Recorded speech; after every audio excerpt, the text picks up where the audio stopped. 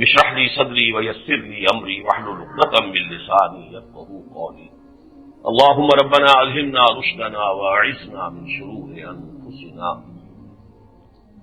اللهم ارنا الحق حقا وارزقنا اتباعه وارنا الباطل باطلا وارزقنا اجتنابه اللهم وفقنا لما تحب وترضى اللهم وفقنا ان نتوب اليك توبة نصوحا اللهم وفقنا ان نقيم نظام الخلافة على منهاج النبوة في باكستان اولا وفي كل العالم آخرا آمين يا رب العالمين رب اشرح لي صدري ويسر لي امري واحلل عقدة من لساني يفقهوا قولي۔ آج دوبارہ یہ دعا میں نے اس لیے کی ہے کہ مجھے بہت احساس ہے کہ آج کے مضامین کچھ پیچیدہ بھی ہیں، مشکل بھی ہیں، کچھ طوالت طلب بھی ہے، اور پھر یہ کہ ایک سے زائد موضوعات پر گفتگو بھی کرنی ہے، لہذا خاص طور پر اللہ تعالیٰ کی نصرت اور تعریف کی ضرورت ہے۔ میں بیرون سفر سے واپس آیا تھا تو پہلا جمعہ 13 اکتوبر کو یہاں ہوا تھا، اور شاید یاد ہو کہ میں نے اس مرتبہ ایک بہت اہم موضوع پر گفتگو کی تھی، امریکی معاشرے کے نئے رجحانات، ایکسٹریم رائٹ، کرسچین ملیشیاز، ایک سول وار کا اندیشہ بلکہ اس کا نعرہ، یہودیوں کے خلاف تقریباً وہی رد عمل کے جو کبھی جرمنی میں پیدا ہوا تھا۔ یہ بہت معنی خیز بات ہے، بہت اہم بات ہے، آئندہ کے آنے والے جو بھی حالات و واقعات ہیں اس میں اس کو بڑا فیصلہ کن کردار ادا کرتا ہے، اور میں نے عرض کیا تھا کہ اس کا نتیجہ یہ ہے کہ اب جو زائنزم ہے اور یہودی استعمار کی جو ایک تحریک تھی وہ ڈیسپریٹ ہو گئی ہے کہ اس سے پہلے کہ امریکہ سے ان کی جڑیں بالکل اکھڑ جائیں اور پھر خود انہیں امریکہ کا وہ حشر کرنا پڑے جو وہ سوویت یونین کا کر چکے ہیں، اور وہ اس پر قادر ہے، وہ کر سکتے ہیں، لیکن اس سے پہلے وہ چاہتے ہیں کہ امریکہ کو استعمال کر کے افریقہ اور ایشیا کے اوپر اپنی گرفت مکمل کریں۔ تو در حقیقت اس وقت کے حالات میں جو سب سے اہم پہلو ہے وہ یہ ہے 20 اکتوبر کا ہمارا اصل میں جمعہ جو تھا وہ سالانہ اجتماع چونکہ ہمارا تھا، مینار پاکستان کے سائے میں ہم نے اپنا اجتماع منعقد کیا۔ ایک موضوع میرا ہے جس پر بڑی مفصل 2 گھنٹے کی گفتگو وہاں ہوئی، اگرچہ اس سے پہلے اجمالاً پہلے بھی گفتگو ہو چکی تھی، کہ یہ سلطنت خداداد پاکستان اس کا مستقبل کیا ہے؟ آیا اسے نئے عالمی یہودی استعمار کا اعلی کار بننا ہے جس کی طرف بہت حد تک پیش قدمی ہو چکی ہے؟ میں نے کہا تھا کہ ہم کسی دوراہے یا چوراہے پر کھڑے نہیں ہیں بلکہ اس سمت میں بہت آگے آ چکے ہیں۔ اب تو جب تک رول بیک نہیں ہوگا اس کا، جس کے لیے کہ ہمیں بڑی محنت اور قربانیاں دینی پڑیں گی، تو دوسرا راستہ گویا کہ ہمارے لیے پھر ہمیشہ کے لیے بند ہو جائے گا۔ وہ کیا ہے کہ عالمی خلافت علی منہاج النبوہ کا نقطۂ آغاز پاکستان بنے۔ اب یہ 2 ہیں امکانات، ابھی میں اس دوسرے امکان کو ختم نہیں سمجھتا۔ اس کے بعد اصل میں 27 تاریخ کو جو جمعہ آیا تو سالانہ اجتماع میں جو 2 گھنٹے کی 4-5 تقریریں ہوئی، اس کے علاوہ بھی کچھ اور پروگرام تھے، تو میں تھکا ہوا بھی بہت تھا اور میرا گلا بہت خراب تھا، تو میں نے اس جمعے کی رخصت کی اور ذرا یہاں سے باہر بھی چلا گیا تھا دیہات میں، اور ایک دیہاتی مسجد میں میں نے جمعہ ادا کیا ہے۔ یہ بھی ایک تجربہ ہے جو اس سے پہلے شاید مجھے کبھی نہیں ہوا۔ اس سے پہلے اگر کبھی دیہات میں گیا بھی ہوں تنظیم اسلامی کے دوروں کے دوران، تو وہاں بھی پھر جمعے کی تقریر میری ہوتی تھی، لیکن اس مرتبہ میں نے ایک مقتدی کی حیثیت سے ایک گاؤں کی مسجد میں جمعہ ادا کیا۔ وہ ایک تجربہ ہے، بس اس کا صرف اس اعتبار سے ذکر کر رہا ہوں۔ 3 نومبر کا جمعہ کراچی میں تھا،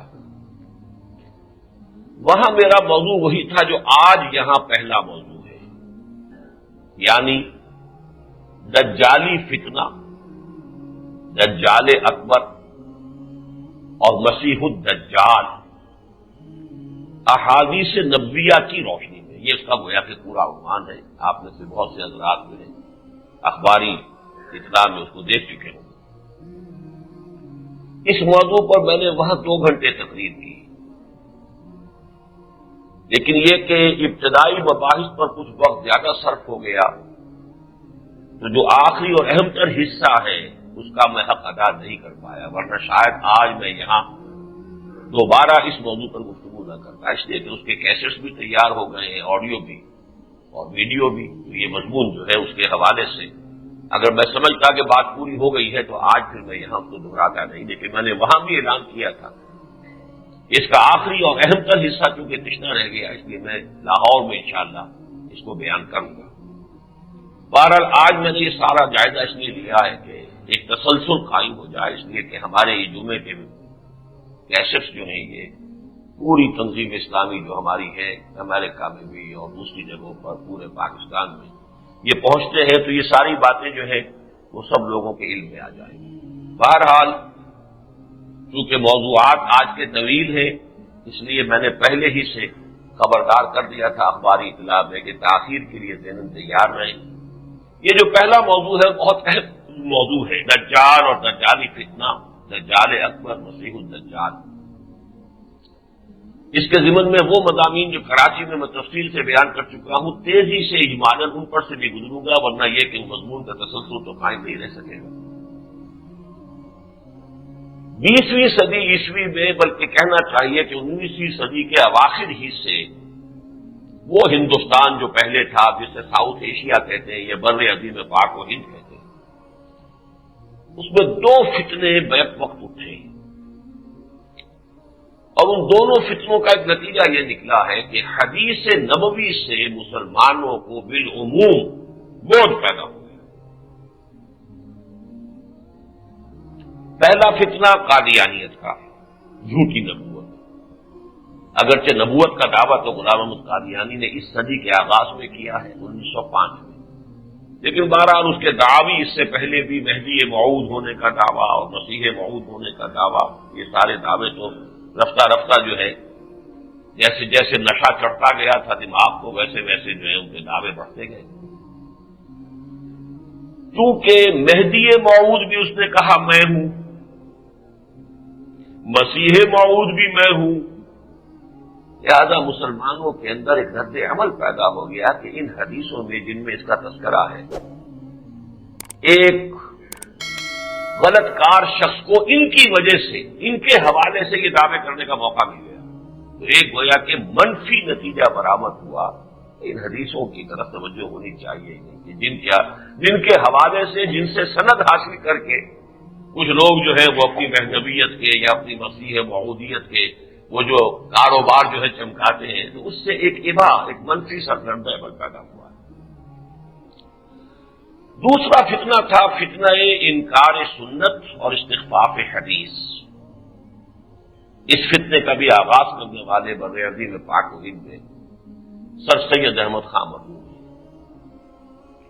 ان کی شخصیت اگرچہ اس کا سیاسی پہلو کہ وہ مسلمانان ہند کے محسن ہیں، ان کے خیر خواہ ہیں، بری خواہ ہیں، اس اعتبار سے میں بھی ان کا قائل ہوں، لیکن انہوں نے ایک مفسر قرآن ہونے کی حیثیت اور ایک متکلم اسلام ہونے کی جو حیثیت اختیار کی، وہ نہایت گمراہ کن، فرشتوں کا انکار، جنات کا انکار، معجزات کا انکار، جس کو نیچریت پھر ہمارے ہاں علماء نے کہنا شروع کیا، اس کی جڑ جو ہے در حقیقت ڈالنے والے، داغ بیل ڈالنے والے سر سید احمد خان مرحوم سے اللہ علیہ معاف کرے۔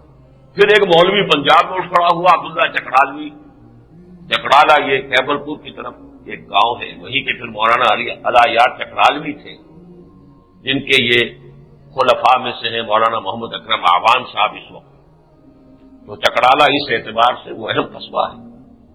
وہاں کا یہ عبداللہ چکڑالوی تھا کہ جس نے فتنہ انکار سنت بڑے زور شور کے ساتھ شروع، کیونکہ عالم دین تھا تو دلائل اس کے پاس کچھ تھے، جیسے کبھی اکبر کا دین الہی تصنیف کرنے والے ابو الفضل اور فیضی جیسے علماء تھے۔ اکبر بیچارے میں کہاں اتنی عقل تھی؟ چرخ میں کب یہ سلیقہ ہے ستمگاری کا؟ یہ ستمگاری کرنے والے تو کچھ اور ہوتے ہیں، کوئی معشوق ہے اس پردہ زنگاری میں، تو وہ معشوق جو تھے وہ ابو الفضل اور فیضی تھے، اور یہاں یہ ظاہر بات ہے کہ اس کے اندر بھی علماء نے سب سے بڑا رول پلے کیا ہے۔ بلکہ غلام احمد قادیانی کو غلام احمد بنانے والا شخص بھی ایک بہت بڑا عالم دین تھا، مولوی حکیم نور الدین۔ اسی طریقے سے پھر ایک اور یوپی میں کھڑے ہو کر ایک بہت بڑے عالم دین، اتفاقاً دونوں اہل حدیث تھے، نور الدین بھی اہل حدیث، عبداللہ چکڑالوی بھی اہل حدیث، اسلم جیراج پوری بھی اہل حدیث۔ بہرحال اسلم جیراج پوری صاحب نے بھی اس فتنے کو جو ہے بہت ہوا دی، علامہ مشتقی کی تحریروں سے بھی اس کو تقویت حاصل ہوئی، اور اس کے بعد اس کا نقطہ عروج غلام احمد پرویز۔ ان چیزوں کے اثرات ہمارے معاشرے میں بہت پھیلے ہیں، وہ کوئی حلقہ محدود نہیں ہے۔ گزارش ہے اگر آپ ہمارے چینل پر نئے ہیں تو سبسکرائب ضرور کریں اور ڈاکٹر اسرار احمد رحمت اللہ علیہ کے لیے سورہ فاتحہ پڑھ کر کامنٹ میں آمین لکھنا نہ بھولیں۔ شکریہ۔ تعلیم یافتہ لوگوں کا بہت بڑا حصہ جو ہے وہ زیر اثر آیا ہے، جس کا نتیجہ یہ نکلا ہے کہ سنت کی اہمیت، نماز روزے کی حد تک تو سب لوگ جو ہے وہ تو جو بھی والدین سکھا دیتے ہیں نماز اس طرح پڑھنی ہے، روزے کے یہ قواعد ہیں، وہ تو چلتی ہے سنت اس میں، باقی اس سے آگے سنت کو قانون اسلامی کا مستقل سورس اور مبنا اور منبع ماننا، یہ در حقیقت ایک ایسی بات ہے کہ ہمارے جدید تعلیم یافتہ طبقے میں اس کے خلاف ایک جذبہ موجود ہے۔ خاص طور پر احادیث کی طرف جو ہے جس کو کہنا چاہیے بالعموم بھی توجہ کی کمی ہوئی، اور اس میں خاص طور پر یہ پیشین گوئیاں والے معاملات، یہ کیا مہدی موعود کی بات ہوتی ہے، یہ کیا یاجوج ماجوج کی بات ہوتی ہے، یہ کیا دجال کے قصے ہیں، یہ کانا دجال جو ہے یہ کوئی ایسے ہی افسانے ہیں، اس قسم کی چیزیں، ان کے بارے میں تو واقعہ یہ ہے کہ استخفاف بلکہ توہین کی حد تک حالانکہ وہ روایات بڑی پختہ متفق علیہ روایات کے اندر ان کا تذکرہ ہے، لیکن یہ ہے کہ ان پیشین گوئیوں کے بارے میں تو بالخصوص جو ہے ایک عدم توجہی اور عدم التفاق کی کیفیت جو ہے بہت شدت کے ساتھ پیدا ہوئی۔ اس ضمن میں پیشین گوئیوں کے معاملے میں ایک خیال یہ بھی پیدا ہوا، کسی حد تک صحیح بھی تھا، یہ جو پیشین گوئیاں ہیں مہدی آئیں گے تو معاملات درست ہوں گے، جس کی وجہ سے مسلمانوں میں بے عملی پیدا ہوگی۔ اب جب مہدی آئیں گے تبھی ٹھیک ہوگا، مسیح موعود آئیں گے تبھی معاملات درست ہوں گے، تبھی اسلامی حکومت قائم ہوگی، تبھی خلافت جناب حاجی نبوہ کا قیام عمل میں آئے گا، لہذا اب انتظار کرو۔ ایک حالت منتظرہ کی کیفیت جس میں کہ خود عمل کرنے اور جد و جہد کرنے کا مادہ پھر جو ہے کمزور پڑتا ہے، یہ میں سمجھتا ہوں کہ ایک صحیح بات تھی کہ جو لوگوں کی طرف سے آئی، اور اسی کو میں اب حوالہ آپ کو دے دوں کہ انہی دو چیزوں کا توڑ کر کے ہمارے اس کانٹمپریری ورلڈ میں، اس ہم عصر تاریخ میں دو شخصیتیں زیادہ نمایاں ہوئی، ایک شخصیت ایک تحریک۔ آیت اللہ خمینی نے ایران کے اہل تشیع کو آمادہ کیا کہ مسیح کے انتظار، مہدی کے انتظار میں مت بیٹھے رہو کہ امام غائب جو ہے وہ جب حاضر ہوں گے، جب ظاہر ہوں گے تبھی ہم کچھ کریں گے، بلکہ جب وہ آئیں گے وہ اپنا کام کریں گے، ہمیں اپنا فرض ہم بھی تو ادا کرنا چاہیے، ان کے لیے راستہ صاف ہی کرنا چاہیے، تمہید کرنی چاہیے، جدوجہد کرنی چاہیے تاکہ آنے والے کا راستہ صاف ہو۔ جیسے حضرت یحییٰ کے الفاظ آتے ہیں بڑے پیارے کہ میں تو آنے والے کا راستہ صاف کر رہا ہوں، حضرت مسیح علیہ السلام کی طرف اشارہ تھا کہ میری جو یہ نبوت ہے یہ در حقیقت تمہید ہے بعثت عیسوی علیہ الصلوۃ والسلام۔ تو یہ کام بہت بڑا ہے جو آیت اللہ خمینی نے کیا ہے، ورنہ ایران کے اہل تشیع جو ہے وہ جنبش کرنے کو تیار نہیں تھے۔ واقعتاً وہ کہتے تھے کہ امام غائب جب حاضر ہو جائیں گے، ظاہر ہو جائیں گے، پھر کچھ کریں گے۔ اسی طریقے سے یہود میں بھی وہ اپنے مسیحا کے منتظر بیٹھے ہوئے تھے کہ مسیح آئے گا تو ہماری ایک عظیم مملکت قائم کرے گا، اس وقت تک ہم کچھ نہیں کریں گے۔ زائنسٹ موومنٹ نے جو بات اس کے برعکس پیش کی وہ یہ کہ بھائی کچھ کرو تو صحیح نا، کچھ محنت تو ہمیں بھی کرنی چاہیے، مسیحا جب آئے گا آ جائے گا، وہ اپنے حصے کا کام کرے گا، ہمیں اپنا کام کرنا چاہیے۔ لہذا انہوں نے 1897 میں ایلڈرز آف دی زائن میں جمع ہو کر ایک نقشہ بنایا، اور اس نقشے کے نتیجے میں پے بپے اتنی عظیم کامیابی حاصل ہوئی۔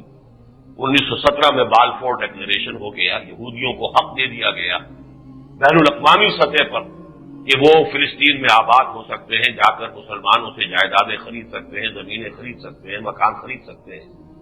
اور اس کے نتیجے میں پھر یہ ہوا کہ 1948 میں 14 مئی 1948 کو اسرائیل ایک ریاست کی حیثیت سے قائم ہو گئی۔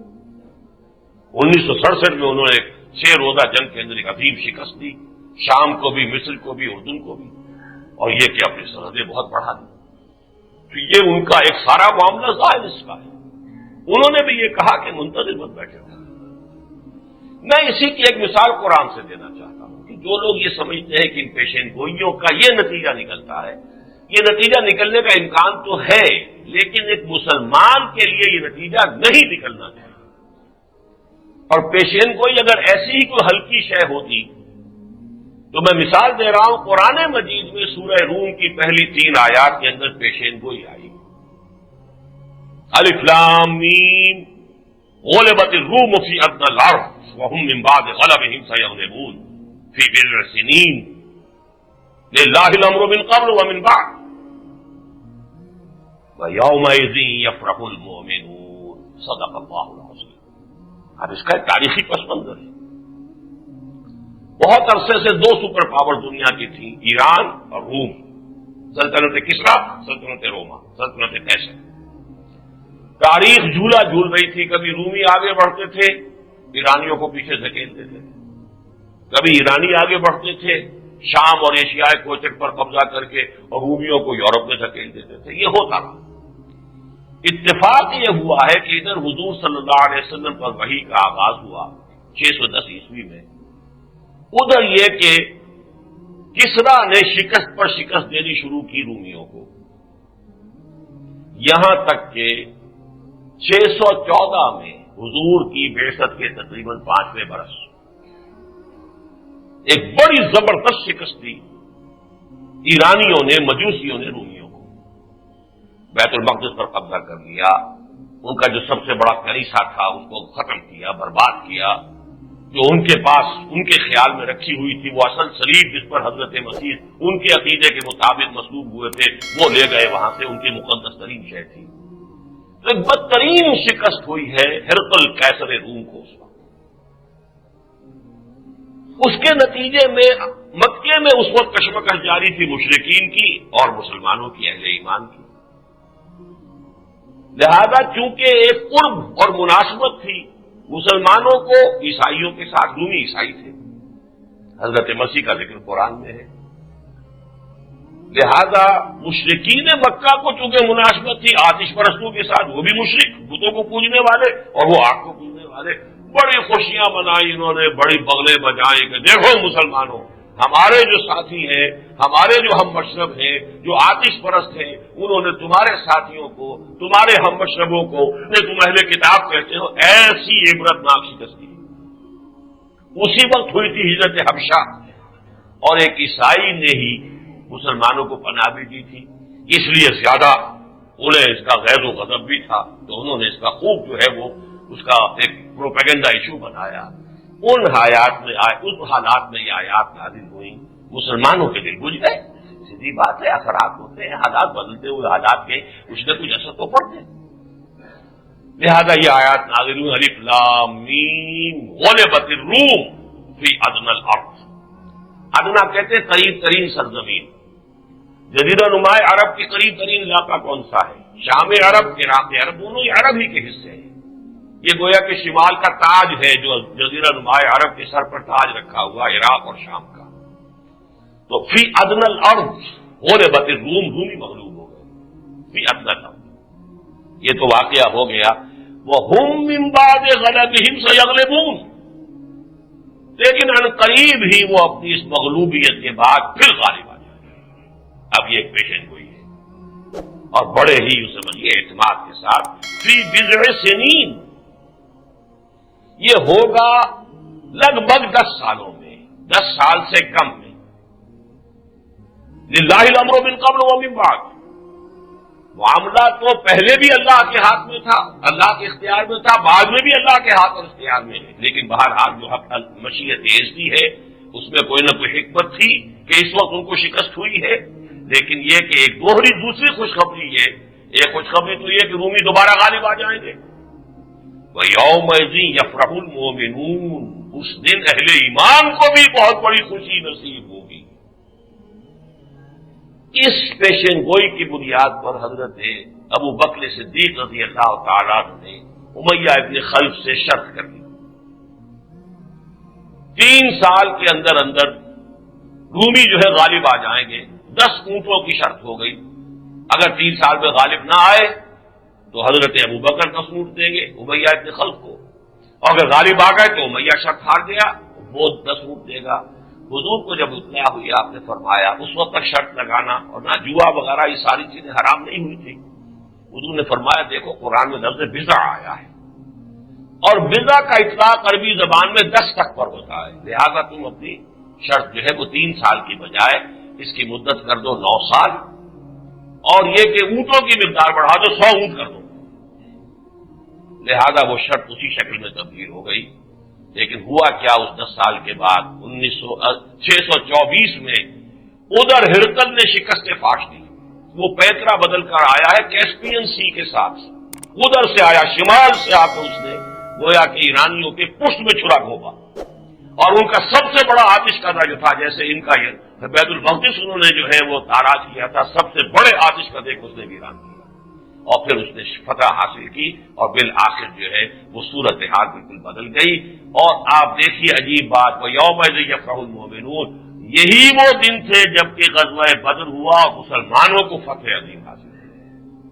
2 پیشن گوئیاں پوری ہو گئی. الف لام میم غلبت الروم فی ادنی الارض وهم من بعد غلبهم سيغلبون في بضع سنين لله الامر من قبل ومن بعد وَيَوْمَئِذٍ يَفْرَحُ الْمُؤْمِنُونَ.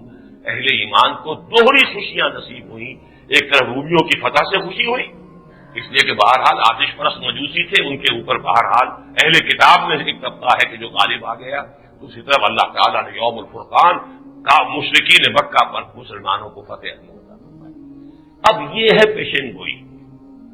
اس کا نتیجہ صحابہ کرام نے یہ تو نہیں نکالا تھا کہ اب چونکہ اللہ نے کہہ دیا غلبہ ہو جائے گا اور ہمیں بھی خوشی نصیب ہو جائے گی, ہم ہاتھ پاؤں توڑ کے بیٹھ رہے. اگر کوئی پیشن گوئیوں کی وجہ سے ہاتھ پاؤں توڑ کر بیٹھ رہتا تو یہ اس کی حماقت ہے, اس کی غلطی ہے. اس سے یہ نتیجہ نکالنا کہ پیشن گوئیوں کا تذکرہ ہی نہیں ہونا چاہیے, یہ میرے نزدیک جو ہے یہ جہل مرکب ہے. اگر پیشن گوئی اتنی غلط چیز ہوتی تو قرآن نے یہ عظیم پیشن گوئی کیوں کی ہوتی؟ الف لام میم غلبت الروم فی ادنی الارض وهم من بعد غلبهم سيغلبون في بضع سنين لله الامر من قبل ومن بعد ويومئذ يفرح المؤمنون. تو معلوم ہوا کہ یہ نتیجہ نکلنے کا امکان تو ہے, لیکن یہ انسانوں کی غلطی ہے کہ وہ یہ نتیجہ نکالے. اصل تو یہ کہ جو حالات پیش آنے والے ہیں ان کی خبریں انبیاء دیتے رہے, اس حوالے سے وہ پیشن گوئیاں ہیں. اور پر انسان غور کرے, ان کو سمجھے. اس کے حوالے سے وہ سرما ہے میری آنکھ کا خاک مدینہ و نجف. ہم اپنی ان آنکھوں کے لیے قرآن مجید سے, حدیث سے, انبیاء کی پیشن گوئیوں سے, انبیاء سابقین کی پیشن گوئیوں سے, محمد الرسول اللہ کی پیشن گوئیوں سے صلی اللہ علیہ وسلم علیہ السلام آنے والے حالات کے بارے میں خواہی کریں گے, دور دور تک دیکھیں گے. لیکن یہ نہیں ہے کہ اپنے ہاتھ پاؤں توڑ کر بیٹھ رہے, جدوجہد جو ہے وہ کرنا بند کر دیں. ہمیں تو آج جو ہم کر سکتے ہیں وہ کرنا ہے, ہر حال میں کرنا ہے. پھر یہ کہ ان پیشن گوئیوں کے بارے میں یہ یقینی بات نہیں ہے کہ کب ہوگا. یہ تو حضور صلی اللہ علیہ وسلم سے سورہ انبیاء ہی جو اس کی میں نے آیات تلاوت کی ہے ابتدا میں, اسی میں وہ آیات بھی ہے. وَإِنْ أَدْرِي أَقَرِيبٌ أَمْ بَعِيدٌ مَا تُوعَدُونَ. دیکھو یہ مجھے معلوم نہیں ہے کہ جو میں جس کا وعدہ تم سے کیا جا رہا ہے وہ قریب ہے یا دور ہے, یہ میں نہیں جانتا. إِنْ أَدْرِي لَعَلَّهُ فِتْنَةٌ لَكُمْ وَمَتَاعٌ إِلَىٰ حِينٍ. میں یہ بھی نہیں جانتا, ہو سکتا ہے کہ ابھی کچھ اور مہلت تمہیں مل جائے, اللہ تعالیٰ اور تمہاری رسی دراز کر دے, ایک اور لیز آف ایگزسٹنس تمہیں مل جائے, میں نہیں جانتا. یہ بھی ہو سکتا ہے کہ اللہ تعالیٰ رسی جیسے کہ پھانسی والی رسی کھینچ دی جاتی ہے, تمہاری رسی کھینچ لے اور تمہارے لیے عذاب آ جائے. اور یہ بھی ہو سکتا ہے اللہ تمہاری رسی دراز کر دے, ابھی ایک فریش لیز آف ایگزسٹنس تمہیں دے دے, میں نہیں جانتا.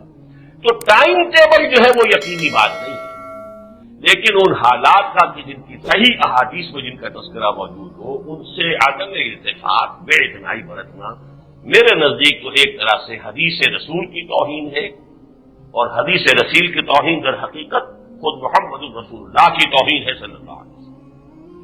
یہ بھی میں آپ کو بتاتا چلوں کہ جب یہ فتح ہو گئی اور شکست جو وہ شرط جو تھی, تو امیہ ابن خلف نے پھر 100 اونٹ دیے,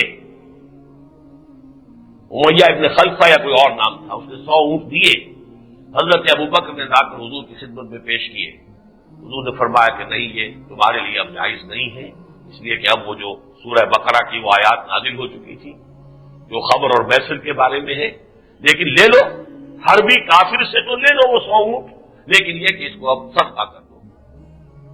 بہرحال اس تمہید کے بعد اب آئیے جو خبریں دی گئی ہیں ہمیں قرآن مجید میں اور احادیث نبویہ میں، سب سے زیادہ شد و مد کے ساتھ، سب سے زیادہ تکرار کے ساتھ، سب سے زیادہ ایمفیسس کے ساتھ جس چیز کی خبر دی گئی ہے وہ کیا ہے؟ قیامت.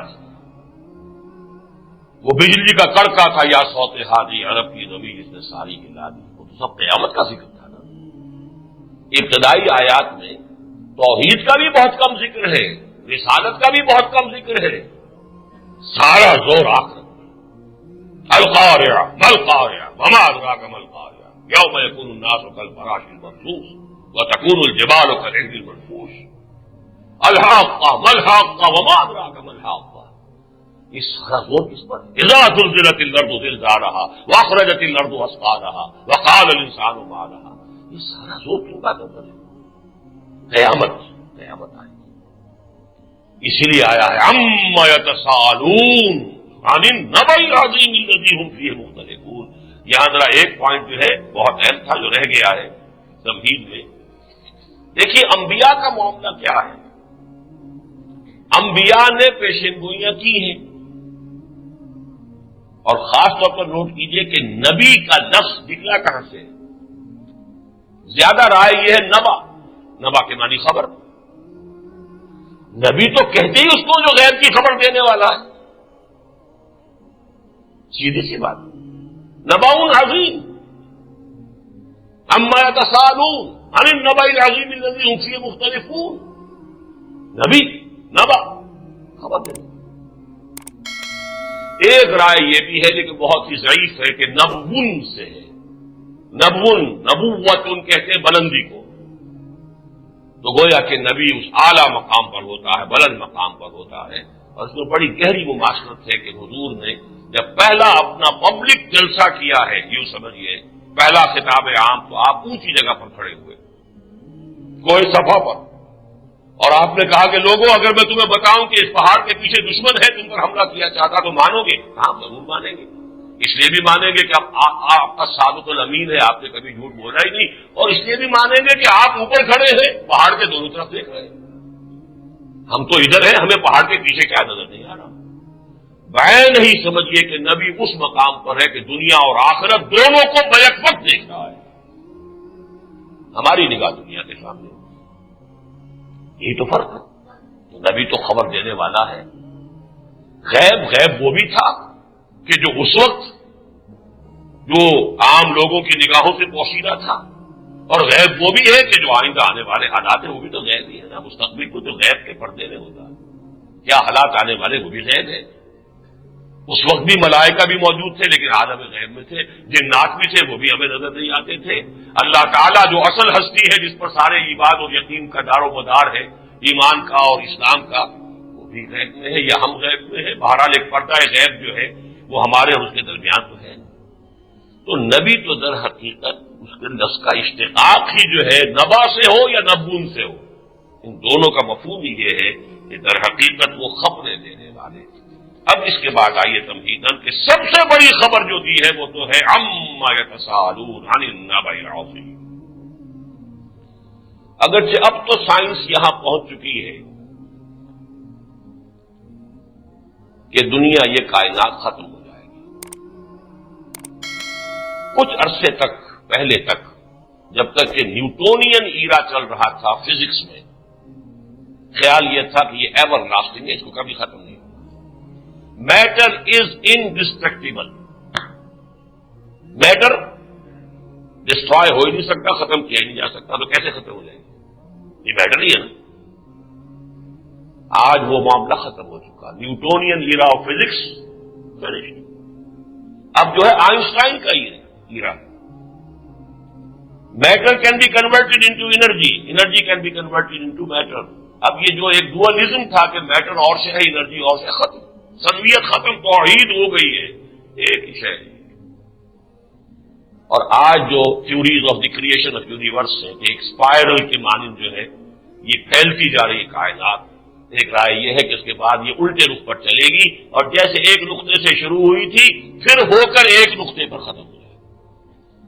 لیکن یہ آج کی سائنس کے اعلیٰ ترین سرکل میں تو یہ بات ہے، بہت سے ہمارے لوگ اب بھی اصل میں وہی نیوٹونین ایرا جو ہے اسی کے فضا میں سانس لے رہے ہیں۔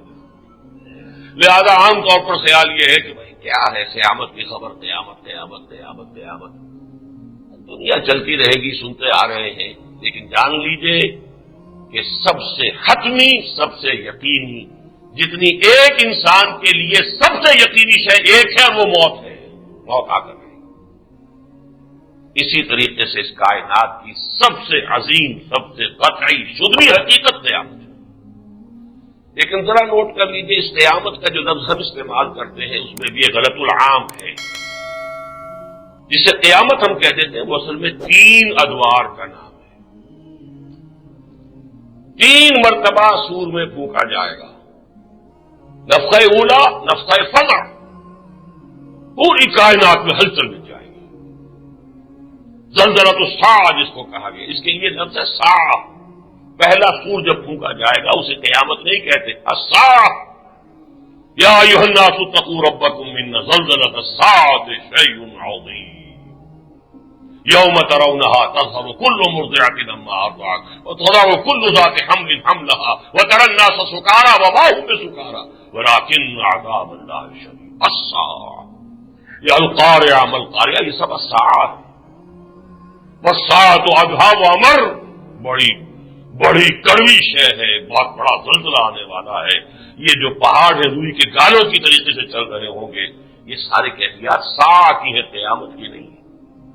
پہلا نفخہ، نفخہ اولا، نفخہ فزع، الساعہ۔ کتنے عرصے کے بعد دوسرا نفخہ ہوگا ہم نہیں جانتے، اس کو کہتے ہیں نفخہ صعق۔ سب بے ہوش بے جان ہو کر گر جائیں گے۔ وَنُفِخَ فِي الصُّورِ فَصَعِقَ مَن فِي السَّمَاوَاتِ وَمَن فِي الْأَرْضِ إِلَّا مَن شَاءَ اللَّهُ۔ یہ جو صعق ہے یہ صرف انسانوں پر نہیں، انسانوں پر، جنوں پر، کل کائنات پر، فرشتوں پر، سوائے ان چند فرشتوں کو جنہیں اللہ مستثنیٰ کر دے، اس لیے کہ من فی السماوات ومن فی الارض۔ وَنُفِخَ فِي الصُّورِ فَصَعِقَ مَن فِي السَّمَاوَاتِ وَمَن فِي الْأَرْضِ إِلَّا مَن شَاءَ اللَّهُ۔ اس کے کتنے عرصے کے بعد پھر نفخہ ثالثہ ہوگا، وہ ہے نفخہ قیامہ۔ ثم نفخ فیہ اخری فاذا هم قیام ینظرون۔ پھر وہ تیسری مرتبہ جب سور پھونکا جائے گا تو سب کھڑے ہوں گے دیکھتے ہوئے، اپنی قبروں سے نکل آئیں گے، من الاجداث سے دوڑتے ہوئے آئیں گے، اور وہ جو بھی اللہ تعالیٰ کی طرف سے میدان مقرر ہے حشر کا ادھر دوڑ رہے ہوں گے۔ یہ ہے قیامہ۔ ہم قیامت عام طور پر ساعت کو کہہ دیتے ہیں، تو الساعہ یہ نفخہ اولا ہے، پھر نفخہ ثانیہ نفخہ صعق ہے، پھر نفخہ ثالثہ ہے کہ جس میں فاذا هم قیام ینظرون۔ یہ قیامت حضور صلی اللہ علیہ وسلم نے فرمایا ہے بہت قریب ہے، بہت قریب ہے، بہت قریب۔ اور اس کے قرب کے لیے سب سے نمایاں بات جو حضور نے فرمائی وہ کیا تھی؟ بعثت انا والساعۃ کہاتین۔ حضرت انس سے مروی ہے رضی اللہ تعالیٰ عنہ، یہ جو آیت متفق علیہ حدیث، صحیح بخاری صحیح مسلم دونوں۔ بعثت انا والساعۃ کہاتین، اس طرح جڑا ہوا ہوں میں اور قیامت، یعنی میرے اور قیامت کے درمیان فصل نہیں ہے، دونوں جملوں کو آپ نے جوڑ کر کہا۔ اس کا ایک مطلب یہ ہے کہ میں آخری رسول ہوں، میرے بعد کوئی نبی نہیں، کوئی رسول نہیں، تم آخری امت ہو، انا آخر المرسلین وانتم آخر الامم، یہ بھی اس کا مفہوم ہے۔ لیکن ایک وہ جو زمانے کے اعتبار سے قرب ہے، اس لیے کہ اللہ تعالیٰ کا تو ایک دن جو ہے 1000 برس کا ہے، وَإِنَّ يَوْمًا عِندَ رَبِّكَ كَأَلْفِ سَنَةٍ مِّمَّا تَعُدُّونَ۔ 1.5 دن کی بات ہوئی ہے، حضور صلی اللہ علیہ وسلم کی بات 1.5 دن کی بات ہے۔ یہ ایک اور حدیث ہے کہ میں اس موضوع پر تفصیل میں نہیں جاؤں گا ورنہ میرا اپنا آج کا موضوع رہ جائے گا، پھر کبھی سے اس پر گفتگو ہوگی۔ پھر آپ نے یہ بھی فرمایا، ایک اور حدیث ہے ترمذی میں، بعثت فی نفس الساعۃ فسبقتها کما سبقت هذه، آپ نے فرمایا ان دونوں انگلیوں میں سے جتنی یہ آگے نکلی ہوئی ہے اس انگلی سے، بس اتنا ہی میں پہلے آ گیا ہوں، ورنہ میں تو در حقیقت قیامت ہی میں پیدا کیا گیا ہوں۔ قیامت اتنی قریب ہے، اتنی یقین ہے، اتنی شدنی ہے، اتنی پاس آ چکی ہے کہ کوئی اب فصل نہیں ہے، اب کوئی وقفہ نہیں ہے، بلکہ کہہ سکتا ہوں میں کہ بعثت، کہ میں تو انما بعثت فی نفس الساعۃ، صرف یہ ہے کہ جیسے یہ انگلی آگے کو نکلی ہوئی ہے، اس سے بس اتنا کچھ میں نے سبقت کی ہے۔ ان کے حوالے سے ذرا آپ ان آیات مبارکہ کو جو میں نے آج تلاوت کی تھی سورہ انبیاء کی، ان پر تھوڑی سی نظر ڈال لیجیے۔ اقترب للناس حسابهم وهم فی غفلۃ معرضون، لوگوں کے لیے ان کا حساب قریب آ چکا ہے، لیکن وہ اپنی غفلت میں اعراض کیے جا رہے ہیں، پہلوتے ہی کیے جا رہے ہیں، قیامت کی بات پہ سننے کو۔ گزارش ہے اگر آپ ہمارے چینل پر نئے ہیں تو سبسکرائب ضرور کریں اور ڈاکٹر اسرار احمد رحمت اللہ علیہ کے لیے سورہ فاتحہ پڑھ کر کامنٹ میں آمین لکھنا نہ بھولیں۔ شکریہ۔ ما یاتیہم من ذکر من ربہم محدث الا استمعوہ وہم یلعبون، نہیں آتی ان کے پاس کوئی بھی نصیحت، کوئی یاد دہانی ان کے رب کے پاس سے، نئی سے نئی یاد دہانی آ رہی ہے، آیات پر آیات اتر رہی ہیں، سورتوں کے بعد سورتیں نازل ہوئی چلی جا رہی ہیں۔ ان کا حال یہ ہے کہ ما یاتیہم من ذکر من ربہم محدث الا استمعوہ وہم یلعبون، وہ سنتے تو ہیں بظاہر کان لگا کر، لیکن اصل میں استہزاء کرتے ہوئے، کھیلتے ہوئے، تمسخر کرتے ہوئے، توجہ نہیں ہے، they are not taking it seriously. لاہیۃ قلوبہم، ان کے دل جو ہے لہو و لعب کے اندر پڑے ہوئے ہیں، عیش و عشرت کے اندر منہمک ہیں۔ واسب النجویٰ، دیکھیے نقشہ کھینچا گیا ہے، اس وقت بھی ایسا ہوتا تھا نا کہ 4 دوست ہیں، 8 دوست ہیں، بیٹھے ہوئے ہیں، گپ بازی ہو رہی ہے، ان میں سے کوئی 1-2 جو ہے انہوں نے کوئی نئی آیات قرآن کی سنی ہے، کچھ متاثر ہو گئے، بھئی یہ بات تو قابل غور ہے جو محمد نے اب سنائی ہے صلی اللہ علیہ وسلم۔ تو وہ آپس میں کیا کہتے تھے؟ واسر النجویٰ، اپنی تنہائیوں میں، اپنی علیحدہ میٹنگ میں وہ کیا کہتے ہیں؟ الذین ظلموا، وہ ظالم لوگ، هل هذا الا بشر مثلکم، یہ بھی تو تمہاری طرح کا ایک انسان ہے، کیوں اس کی دی ہوئی خبروں کو مانتے؟ کیا اسے حق پہنچ گیا ہے کہ وہ غیب کی خبریں سنائے تمہیں؟ کون سا ذریعہ اس کے پاس ہے؟ هل هذا الا بشر مثلکم، دیکھیے اس میں پوری ذہنیت موجود ہے، منکرین حدیث والی پوری ذہنیت اس جملے میں موجود ہے کہ محمد بس جیسے بشر ہوتے ہیں، بلکہ کچھ لوگوں نے لفظ استعمال کیا ہے جیسے چٹھی رساں کا کام یہ ہے کہ چٹھی لا کے آپ کو دے دیں، بس قرآن لا کے دے دینا محمد کا کام تھا، اللہ خیر اللہ، باقی ہم جانے قرآن جانے، ہم سمجھیں گے، ہم غور کریں گے، قرآن پہنچا دینے کا ذمہ تھا، اس کے سوا تو ان کی کوئی ذمہ داری نہیں، اس کے سوا ان کی کوئی اہمیت نہیں، ان کے سوا ان کا کوئی مرتبہ نہیں، کوئی مقام نہیں۔ ہاں اپنے زمانے میں وہ مسلمانوں کے امیر بھی تھے، اس لیے قرآن میں کہا گیا کہ اطاعت کرو، مطلب ہے امیر کی اطاعت کرو۔ اب آئندہ جو بھی امیر ہوگا، جو مرکز ملت ہوگا، یہ اصطلاح ہے جو وضع کی تھی غلام احمد پرویز نے، جو مرکز ملت ہوگا، جو حکومت بنے گی، وہ جو چاہے گی قرآن کو انٹرپریٹ کرے گی، جو نئے سے نیا مفہوم چاہے گی نکالے گی اور اس کو نافذ کرے گی۔ محمد الرسول اللہ کی تشریحات، توضیحات، آپ نے جو کچھ بیان کیا ہے اس سے وہ کوئی مستقل نہیں ہے، دائمی نہیں، یہ ہے اصل میں وہ ذہنیت۔ لاہیۃ قلوبہم واسروا النجوى الذین ظلموا هل هذا الا بشر مثلکم افتاتون السحر وانتم تبصرون، تو کیا ہو گیا تمہیں؟ تمہاری مت ماری گئی ہے، ایک جادو ہے جو وہ استعمال کر رہے ہیں، تم جادو کے پھندے میں پھنس رہے ہو۔ جیسے جادو کے جنتر منتر میں بھی کوئی تاثیر ہو جاتی ہے، ایسے ہی محمد جو تمہیں یہ آیات سناتے ہیں، کہتے ہیں کہ قرآن تو اللہ کی طرف سے نازل ہوا، اس کی تاثیر ہو جاتی ہے وقتی طور پر، جیسے نظر بندی ہو جاتی ہے، ایسے ہی تمہارے دلوں کے اوپر جو ہے کوئی تھوڑا سا اثر اس کلام کا ہو جاتا ہے۔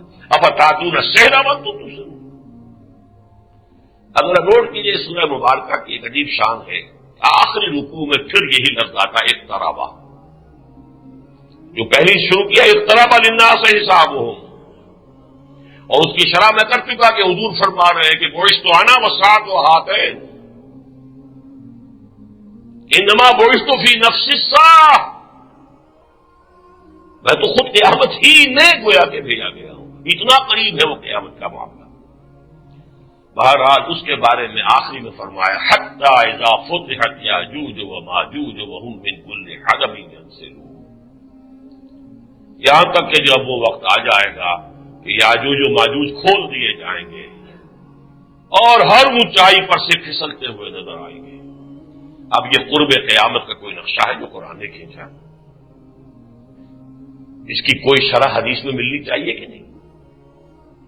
کیا یہ فریضہ محمدی نہیں ہے صلی اللہ علیہ وسلم؟ انا انزلنا الیک الذکر لتبین للناس ما نزل الیہم، اے محمد ہم نے آپ پر یہ قرآن نازل کیا یا ذکر نازل کیا تاکہ جو کچھ لوگوں کے لیے ہم نے اتارا ہے آپ اسے واضح کریں ان کے لیے۔ قرآن مجید میں 2 جگہ یاجوج و ماجوج کا ذکر ہے، سورہ کہف میں ہے ان یاجوج و ماجوج مفسدون فی الارض، یا یہ کہ سورہ انبیاء کے اندر ہے حتی اذا فتحت یاجوج و ماجوج وهم من کل حدب ینسلون واقترب الوعد الحق، اس وقت قریب آ جائے گا وہ حق سچا وعدہ، قیامت کا وہ وعدہ قریب آنے لگے گا۔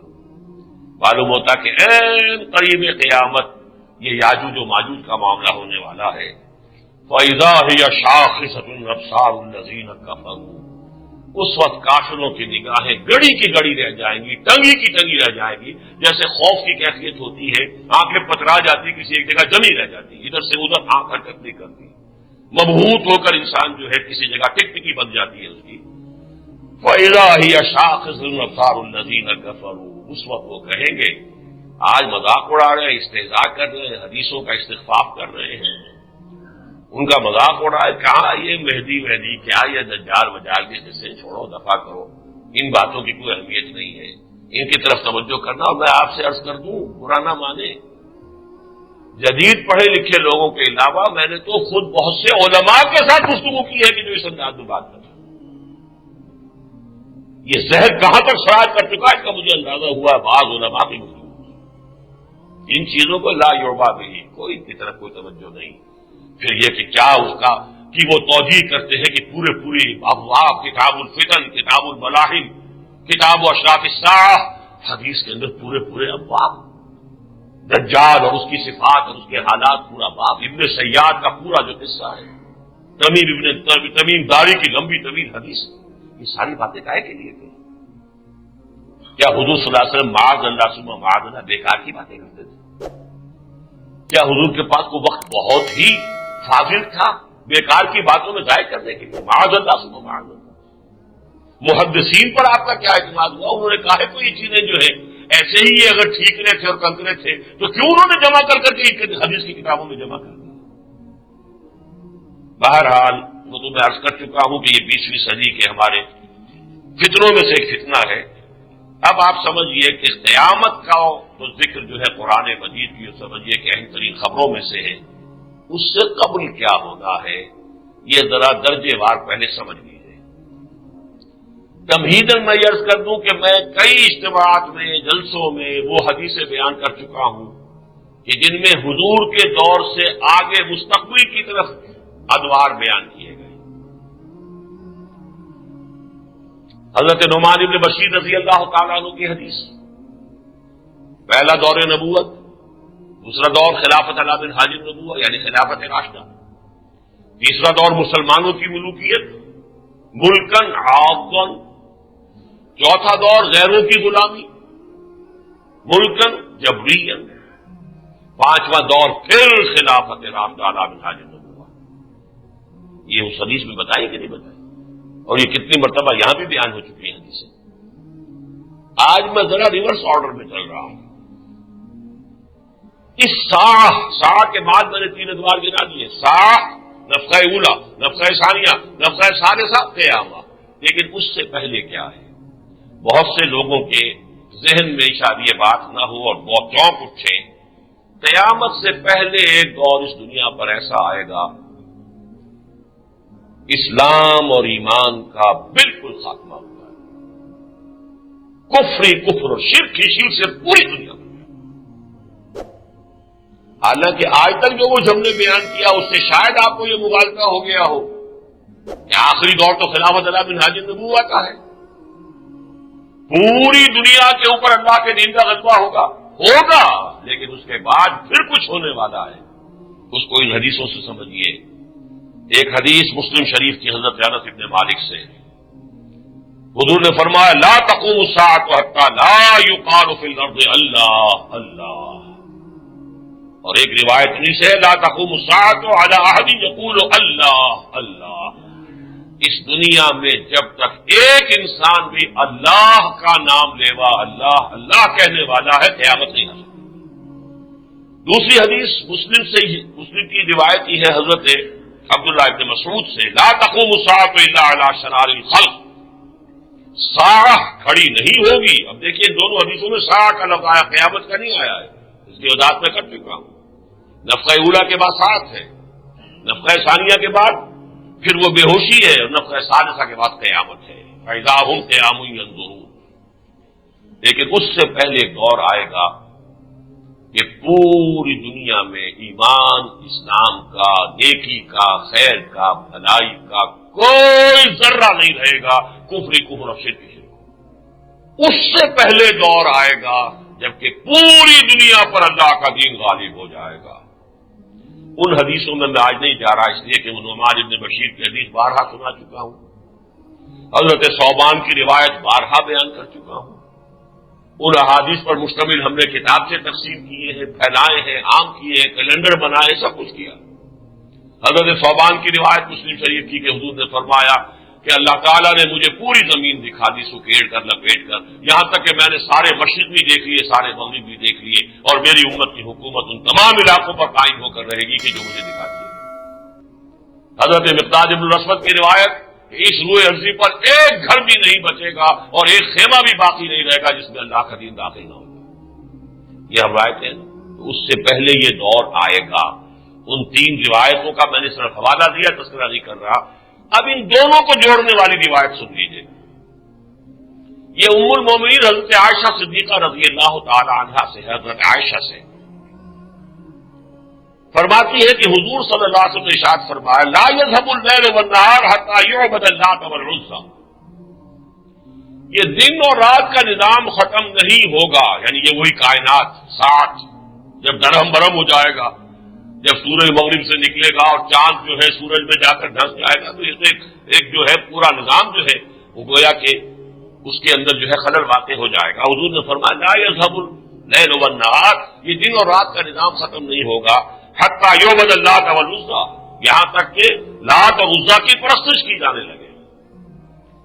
ام المومنین فرماتی ہے میں نے حیران ہو کر میں نے ایک سوال کیا، میں نے عرض کیا یا رسول اللہ كنت لأظن حين أنزل الله هو الذي أرسل رسوله بالهدى ودين الحق ليظهره على الدين كله أن ذلك تاما. اے اللہ کے رسول، جب یہ آیت اتری تھی هو الذي أرسل رسوله بالهدى ودين الحق ليظهره على الدين كله، تو میں نے تو یہ سمجھا تھا کہ جب یہ صورت ہو جائے گی تو پھر ہمیشہ رہے گی، کبھی ختم نہیں ہوگی، تا قیامت یہی شکل رہے گی، دین کا غلبہ ہی رہے گا، نظام خلافت ہی جو ہے وہی ذوفشان رہے گا پورے ارضی پر. ان ذالک تاما، میں نے تو یہ سمجھا تھا. حضور نے فرمایا نہیں، قال انہ سیکون من ذالک ما شاء اللہ، یہ تو ہوگا، اللہ کے دین کا غلبہ بھی ہوگا، خلافت علی منہاج النبوہ پورے روئے ارضی پر قائم ہوگی. انہ سیکون من ذالک ما شاء اللہ ثم یبعث اللہ ریحا طیبۃ، پھر اللہ تعالیٰ ایک بڑی خوشگوار ہوا چلائے گا. غور سے سنیے، فتوفی کل من کان فی قلبہ مثقال حبۃ من خردل من الایمان، تو جس شخص کے دل میں رائی کے دانے کے برابر بھی ایمان ہوگا اس کے اوپر موت کی نیند طاری ہو جائے گی. وہ ایک خاص اللہ کی ایک رحمت ہے کہ اہل ایمان کو ساعت کے شدائد سے بچا لیا جائے گا. ان زلزلۃ الساعۃ شیء عظیم، اہل ایمان کو وہ سختیاں اللہ نہیں دکھائے گا. بلکہ اس سے پہلے ایک ایسی ہوا چلائے گا، بلکہ بعض احادیث میں آتا ہے کہ کوئی شخص، کوئی صاحب ایمان اگر کسی کھو میں جا کر چھپ گیا، وہاں پر بھی یہ جو ہے یہ ہوا جو ہے پہنچ جائے گی۔ انه سيكون من ذلك ما شاء الله ثم يبعث الله ريحا طيبة فتوفى كل من كان في قلبه مثقال حبة من خردل من ایمان فيبقى من لا خير فيه، پھر دنیا میں صرف وہی لوگ رہ جائیں گے جن میں کوئی خیر سرے سے نہیں ہوگا۔ فيرجعون الى دین آبائهم، اور وہ اپنے آباء و اجداد کے دین کی طرف پلٹ جائیں گے۔ کوئی آگ کو پوجنے لگے گا، کوئی جو ہے وہ لات اور عزا کو پوجنے لگے گا۔ یہ ہے وہ دور، اب نوٹ کر لیجئے اس کو۔ ساعہ، اس سے پہلے تمام اہل ایمان کے ختم ہو جانے کے بعد ایک دور ایسا کہ اس میں صرف کافر اور مشرک رہ جائیں گے جن پر ساعت قائم ہوگی۔ اس سے پہلے دین حق کا غلبہ، لیظہرہ علی الدین کلہ، عالمی خلافت علی منہاج النبوہ۔ لیکن اس سے پہلے جو ہونا ہے اب یہ ہے جو تلخ بات ہے، جو اب یوں سمجھ لیجئے جس دور کی چوکھٹ پر ہم پہنچ چکے ہیں۔ ہر مکان کی ایک دہلیز ہوا کرتی تھی، مکان میں داخل ہونے سے پہلے آپ دہلیز پہ جاتے تھے۔ اچھی طرح سن لیجئے میری بات، اس دور کی دہلیز تک آج نوع انسانی پہنچ چکی ہے۔ وہ دور ہے کہ جو حدیث کی کتابوں میں ان ابواب میں کتاب الفتن، کتاب الملاحم، الملحمۃ العظمی، نوع انسانی کی تاریخ کی عظیم ترین جنگ، ظہور مہدی، نزول عیسیٰ، خروج دجال، یاجوج و ماجوج، یہ ساری چیزیں جن کی کہ خبریں دی گئی ہیں، یہ ساری کی ساری چیزیں اس دور سے متعلق ہیں۔ چنانچہ اس میں خاص طور پہ دجال کے بارے میں 2 حدیثیں سن لیجیے۔ ان تمام فتنوں میں سب سے بڑا فتنہ دجال کا۔ عن عمران بن حسین رضی اللہ تعالی عنہ قال سمعت رسول اللہ صلی اللہ علیہ وسلم یقول ما بین خلق آدم الى قیام الساعۃ امر اکبر من الدجال۔ اب یہ صحیحین میں سے ایک صحیح مسلم کی روایت ہے۔ اگر ان روایات کو بھی آپ اٹھا کر پھینک دیں گے تو پھر دین کی امان ختم ہے، پھر تو وہی ہوگا جو منکرین حدیث کہتے ہیں۔ پھر اپنے قرآن کو پڑھیے اور جو سمجھ میں آئے پر عمل کر لیجیے، نکال دیجیے بیچ میں سے محمد رسول اللہ صلی اللہ علیہ وسلم کی تشریحات اور توضیحات اور آپ کے احکام۔ حضور فرما رہے ہیں کہ آدم کی تخلیق سے لے کر ساعت کے قائم ہونے تک دجال سے بڑا کوئی معاملہ نہیں۔ ما بین خلق آدم الى قیام الساعۃ امر اکبر من الدجال۔ ترمذی اور ابو داؤد کی روایت ہے، یہ بھی سن لیجئے۔ عن ابی عبیدہ بن الجراح رضی اللہ تعالی عنہ، جن کو حضور نے فرمایا امیر هذه الامہ، ابو عبیدہ، قال سمعت رسول اللہ صلی اللہ علیہ وسلم یقول، فرماتے ہیں میں نے خود سنا محمد رسول اللہ کو فرماتے ہوئے انه لم يكن نبي بعد نوح الا قد انذر الدجال قومه۔ نوح کے بعد کوئی نبی ایسا نہیں گزرا جس نے اپنی قوم کو دجال کے خطرے سے آگاہ نہ کیا۔ وَإِنِّي أُنذِرُكُمُوهُ، اور میں بھی تمہیں اس سے خبردار کر رہا ہوں، اس کے بارے میں متنبہ کر رہا ہوں کہ ایک عظیم فتنہ ہے جو آ کر رہے گا۔ اب آئیے اچھی طرح سمجھیے دجال کا لفظ بنا کہاں سے ہے؟ دجل، اور یہ لفظ بھی بہت سے دوسرے عربی کے الفاظ کی طرح اردو میں مستعمل ہے۔ کتابی اردو جسے آپ کہتے ہیں، لٹریری اردو، اس میں تو ہے دجل و فریب، ملمہ، کسی شے کی حقیقت کے اوپر کوئی اور شے کو لگا دیا جائے، پردہ پڑ جائے، اصل حقیقت چھپ جائے، ملمہ ہو گیا۔ تانبے پر پیتل پر سونے کا ملمہ کر دیا آپ نے، دیکھنے والے کو سونا نظر آ رہا ہے، حقیقت میں تانبا یا پیتل ہے۔ دجل و فریب، دھوکہ، فریب، یہ دجل ہے۔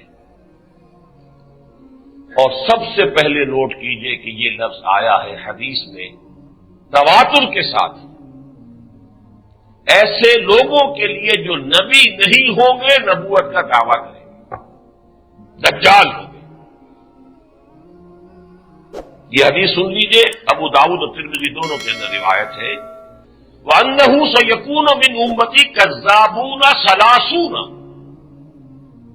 میری امت میں سے 30 اٹھیں گے جھوٹے، دجالون، كلهم يزعم أنه نبي اللہ، اور ان میں سے ہر ایک کا یہ گمان ہوگا، دعویٰ ہوگا کہ وہ اللہ کا نبی ہے، وانا خاتم النبیین لا نبی بعدی، جبکہ میں آخری نبی ہوں، میرے بعد کوئی نبی نہیں۔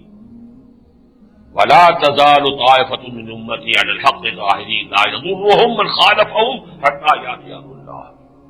اس میں ایک خوشخبری یہ بھی دی گئی کہ ایک طرف تو یہ بھی ہوگا، دجال اٹھتے رہیں گے، 30 ہوں گے جو دعوی نبوت کریں گے، جھوٹے ہوں گے، کذاب ہوں گے، لیکن یہ کہ اللہ تعالیٰ میری امت میں یہ خوشخبری کا پہلو ہے، ایک گروہ تو ضرور حق پر قائم رہے گا، وہ حق ہی پر قائم رہیں گے یہاں تک کہ اللہ کا فیصلہ ہے۔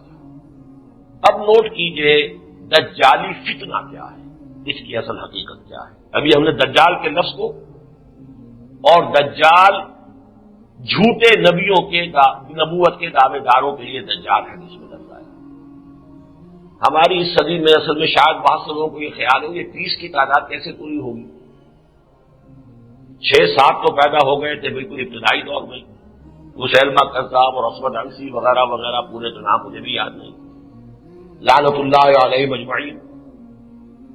وہاں سے اب چلتے جائیے، محمد علی باب اور بہاء اللہ اور نمل، کچھ لوگ تو وہ ہیں کہ جو معروف ہیں، بہت سے لوگ ایسے جن کا کہ پتہ نہیں چلتا۔ میں آپ کو اس صدی سے مثال دیتا ہوں کہ ایک شخص تو بہت معروف ہے، غلام احمد، جھوٹی نبوت کا دعوے دار، دجال غلام احمد قادیانی، ایک کا شاید آپ نے نام بھی نہ سنا ہو، یا شاید بہت سے لوگ ابھی تک اس کے بارے میں حسن ظن میں مبتلا ہو۔ رشاد خلیفہ جو ویسے تو مصر کا رہنے والا تھا، لیکن یہ کہ وہ آباد تھا اب امریکہ میں، 19 کے عدد کے حوالے سے اس نے ایک زمانے میں بڑا تہلکہ مچا دیا، کمپیوٹر نے قرآن کی حقانیت کا ثبوت دے دیا۔ 19 کا عدد جو ہے وہ قرآن مجید کی کنجی ہے، 19 کا عدد جو ہے وہ پڑھا ہوگا آپ نے، میرا خیال ہے بہت سے لوگوں کی نگاہ سے گزرا ہوگا، بہت سے لوگوں نے جو ضعیف الاعتقاد ہوتے ہیں اس کو بڑی اہمیت دی، اگرچہ اس میں جزوی طور پر حقیقت ہے۔ یہ اچھی طرح جان لیجیے، میں نے بارہا بیان کیا ہے، کوئی کفر ایسا نہیں ہے، کوئی شر ایسا نہیں ہے کہ جس میں کوئی نہ کوئی پہلو خیر کا، کوئی نہ کوئی صحت کا پہلو نہ ہو، کوئی نظریہ ایسا نہیں ہوتا، اس لیے کہ باطل محض کا تو وجود ہی کوئی نہیں، لہذا کچھ نہ کچھ تو حقیقت ہوتی ہے، کچھ نہ کچھ حقیقت تو مارکس کے فلسفے میں بھی ہے، کچھ نہ کچھ حقیقت جو ہے ڈارون کے فلسفے میں بھی ہے، کچھ نہ کچھ حقیقت جو ہے وہ فرائڈ کے فلسفے میں بھی ہے، لیکن اصل مسئلہ ہوتا ہے جب اسے کل بنا دیں۔ اس شخص نے 19 کے عدد کے حوالے سے، چونکہ یہ بہائی تھا، بعد میں معلوم ہوا لوگوں کو کہ بہائی تھا، لیکن بہائی اور ان کے ہاں 19 کا عدد جو ہے بڑا متبرک ہے، اس نے 19 کے حوالے سے بات شروع کی۔ کچھ عرصے کے بعد وہی جو میں نے غلام احمد قادیانی کے بارے میں شروع میں کہا تھا کہ جیسے جیسے نشہ چڑھنا شروع ہوتا ہے، اب جب لوگوں کے اندر پذیرائی ہوئی کہ 19 کا ہنسا اور 19 جو ہے اور یہ کمپیوٹر اور میتھمیٹکس نے قرآن کی حقانیت ثابت کر دی، دس از دی کی ورڈ، کی فگر آف قرآن، اب جو نشہ چڑھنا شروع ہوا، انہوں نے دعویٰ کیا کہ سورہ توبہ کی آخری 2 آیتیں قرآن کی نہیں ہیں، الحاقی ہیں، اس لیے کہ وہ 19 کے عدد میں فٹ نہیں بیٹھ رہی، لہذا 19 کا عدد اپنی جگہ رہے گا، جو اس میں فٹ نہیں بیٹھے گا وہ کر دیا جائے گا۔ اس کے بعد نشہ اور چڑھا، اس نے نبوت کا دعویٰ کیا، پھر کسی مسلمان نے اس کو قتل کر دیا۔ آپ میں سے اکثر کے لوگوں کو یہ معلوم بھی نہیں ہوگا کہ جو نبوت کا دعویٰ کیا وہ قتل بھی کیا جائے، وہ کیفر کردار کو پہنچ بھی چکا ہے۔ اس حوالے سے سمجھ لیجیے کہ یہ 30 کا عدد بڑا نہیں ہے، نہ معلوم اور کس کس علاقے میں اس قسم کے لوگ پیدا ہوئے ہوں جنہوں نے اتنی اہمیت اختیار نہ کی ہو کہ تاریخ میں ان کا تذکرہ محفوظ رہے، لیکن ایک بات واضح ہو گئی کہ حضور نے فرمایا، پھر یہ بھی کہ اب بہت سے معاملات میں احادیث کے اندر جو عدد آتا ہے ضروری نہیں کہ وہ عین وہی عدد جو ہے مراد ہو، بلکہ کثرت کے لیے بھی اسی عدد کے لفظ کا جو ہے وہ اظہار ہو جاتا ہے۔ تو انه سيكون من امتی كذابون دجالون ثلاثون كلهم يزعم انه نبی اللہ، یہ نبوت کا دعویٰ کرنے والے دجال 30 یا بہت کثیر تعداد میں ہوں گے۔ لیکن اب جیسا کہ میں نے عرض کیا، یہ اصل دجالی فتنہ کہتے کسے؟ دجالی فتنہ عمومی فتنہ دجال کیا ہے؟ خلافت الہی کی بگڑی ہوئی شکل ہے۔ یہ میں نے جو جمعہ ہم نے ادا کیا تھا مینار پاکستان کے سائے میں، وہاں جو تقریر کی تھی شام کو، جمعے کی شام کو، خلافت کی حقیقت، سورہ بقرہ کے 4 رکوع میں یہ بات واضح کی گئی ہے۔ اللہ تعالیٰ نے آدم کو پیدا کیا خلیفۃ الارض، خلیفۃ اللہ فی الارض، انی جاعل فی الارض خلیفہ، اور اس کے ضمن میں اسے ایک علم عطا کیا گیا، علم آدم الاسماء کلھا۔ اللہ تعالیٰ نے آدم کو سارے اسماء سکھا دیے، سارے اسماء سکھا دیے۔ قرآن مجید کے مشکل مقامات میں سے اس سے مراد کیا ہے تفصیل میں نہیں جاتا، لیکن میں ان لوگوں کی رائے سے اتفاق کرتا ہوں کہ جن کے نزدیک اس سے مراد ہے ساری فزیکل سائنسز کا علم۔ وہ پوٹینشلی آدم کو دے دیا گیا بالقوہ، اس لیے کہ ان فزیکل سائنسز اور ان تمام علوم کے حصول کا ذریعہ دے دیا گیا۔ ان السمع والبصر والفؤاد کل اولئک کان عنہ مسئولا۔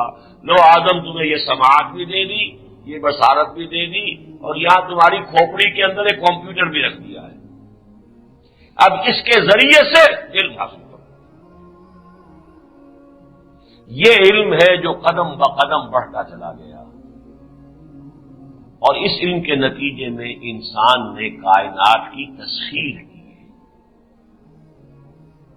اس مقام تک انسان درجہ بدرجہ پہنچ رہا ہے، اس کائنات میں اللہ خالق، مالک، قادر مطلق، اور اس کے نیچے انسان، سارے فرشتے بھی اس کے تابع ہیں۔ وَسَجَدَ الْمَلَائِكَةُ كُلُّهُمْ أَجْمَعُونَ، 6 مرتبہ 7 مرتبہ قرآن مجید میں یہ تذکرہ ہے۔ کیوں سجدہ کرا ہے؟ جب تسخیر کائنات، جب خلافت اس کو دے دی ہے تو جو ساری سول سروس ہے اس کے تابع ہوگی کہ نہیں ہوگی؟ اگر انگلستان سے لارڈ ویول کو وائس رائے بنا کر بھیجا گیا، یا لارڈ ماؤنٹ بیٹن کو وائس رائے بنا کر بھیجا گیا، یا لارڈ للتھگو کو وائس رائے بنا کر بھیجا گیا، تو کیا مانی تھی؟ ہندوستان کی ساری ملٹری اینڈ سول جتنی مشینری ہے وہ اس کے تابع ہے، اس سے اوپر تو صرف ہز میجسٹریز گورنمنٹ ہے، یا ہر میجسٹریز گورنمنٹ ہے، ملکہ عالیہ یا شہنشاہ معظم کی حکومت اس سے بالا ہے، بس باقی ایک ایک انسان یہاں کا اس کے تابع ہے۔ یہی تھی نا خلافت، وائس ریجنسی۔ آدم کو وائس رائے بنا کر بھیجا گیا ہے، اور یہاں سول سروس ہے اللہ کی، فرشتے ہیں، سارا کائنات کا نظام جو چلا رہے کون ہے؟ فرشتے ہیں۔ وما یعلم جنود ربک الا ھو، ان سب کو جھکا دیا گیا، جھک جاؤ، سجدہ کرو۔ وہ تسخیر کائنات ہے جو انسان درجہ بدرجہ کرتا ہوا آج کہاں پہنچ گیا ہے؟ چاند کو اپنے قدموں تلے رون چکا ہے۔ اس سے آگے کی تیاریاں کہاں سے کہاں تک۔ علامہ اقبال نے جو نقشہ کھینچا ہے بڑا پیارا نقشہ ہے کہ عروج آدم خاکی سے انجم سہمے جاتے ہیں، کہ یہ ٹوٹا ہوا تارا مہ کامل نہ بن جائے۔ مہ کامل تک تو پہنچ گیا، اس سے آگے کہاں جائے گا انسان؟ اب دیکھیے، میں آپ کو قرآن مجید میں، جیسا کہ میں نے اصول ہمیشہ بتایا ہے، اہم مضامین کم سے کم 2 جگہ ضرور آتے ہیں۔ 2 آیتیں سنا رہا ہوں آپ کو۔ الم تروا ان اللہ سخر لکم ما فی السماوات وما فی الارض۔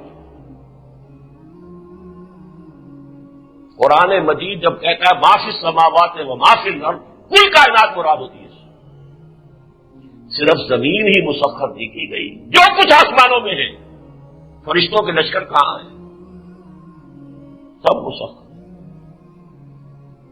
یہ ضرور ہے ایک پوٹینشیلٹی کو ایکچویلٹی بننے میں وقت لگتا ہے۔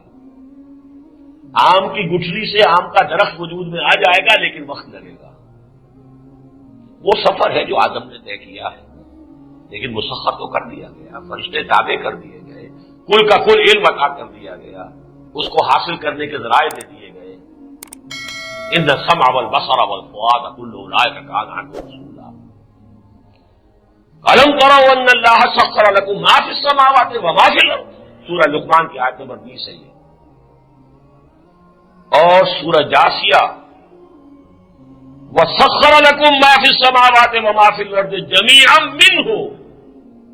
اور اضافہ کر دیا تمہارے لیے ہم نے آسمانوں میں جو کچھ ہے زمینوں میں جو کچھ ہے وہ کل کا کل مسخر کر دیا. یہ خلافت آدم ہے تسخیر کائنات کی شکل میں جو باتیں چلی جا رہی ہیں. اللہ نے اس کے ساتھ ایک بیلنسنگ فیکٹر دیا تھا. سورہ بقرہ کے 4 رکوع کے آخر میں اس کا ذکر ہے. دیکھو آدم تمہیں ہم نے یہ سب کچھ دے دیا، لیکن ایسا نہ ہو کہ تمہارا دماغ پھر جائے، وہ نشہ چڑھ جائے، بغاوت پر آمادہ ہو جاؤ. تو ہم نے ایک دوسرا سلسلہ بھی ہم جاری رکھیں گے، وہی کا سلسلہ جاری رکھیں گے. وَإِمَّا يَأْتِيَنَّكُم مِّنِّي هُدًى فمن تبع هدايا فلا خوف عليهم ولا هم يحزنون والذين كفروا وكذبوا بآياتنا اولئك اصحاب النار هم فيها خالدون. وحی کا سلسلہ جاری رہے گا. جو کوئی بھی ہماری اس وحی کی ہدایت کے تابع رہیں گے، چلتے رہیں گے، چاہے تم آسمانوں پر پہنچ جاؤ کوئی خرابی نہیں ہوگی. لیکن جیسے ہی آج سے تقریباً 300 سال قبل انسان نے وحی کی طرف سے اپنا رخ موڑ دیا، یورپ میں رینائسنس کے بعد ہی explosion of sciences and knowledge ہوا ہے. یہی تو 300 برس ہے جس میں انسان نے سارا کچھ حاصل کیا ہے. پہلے تو کیڑی کی چال چل رہا تھا آدم، یہ ایک دم جو دوڑا ہے یہ تو یہی 200-250 برس ہے. ایک کے بعد ایک، ایک کے بعد ایک سے ایک نئی ایجاد، نئی سے نئی اختراع، نئی سے نئی جو ہے انکشافات پہ ہوتے چلے گئے. ایکسپلوژن. بدقسمتی سے اسی موقع پر ہدایت آسمانی سے آنکھ بند کر دی. اللہ نے 2 آنکھیں دی تھی. ایک آنکھ تھی وہ علم اسماء کی، ایک آنکھ دی تھی وحی کی.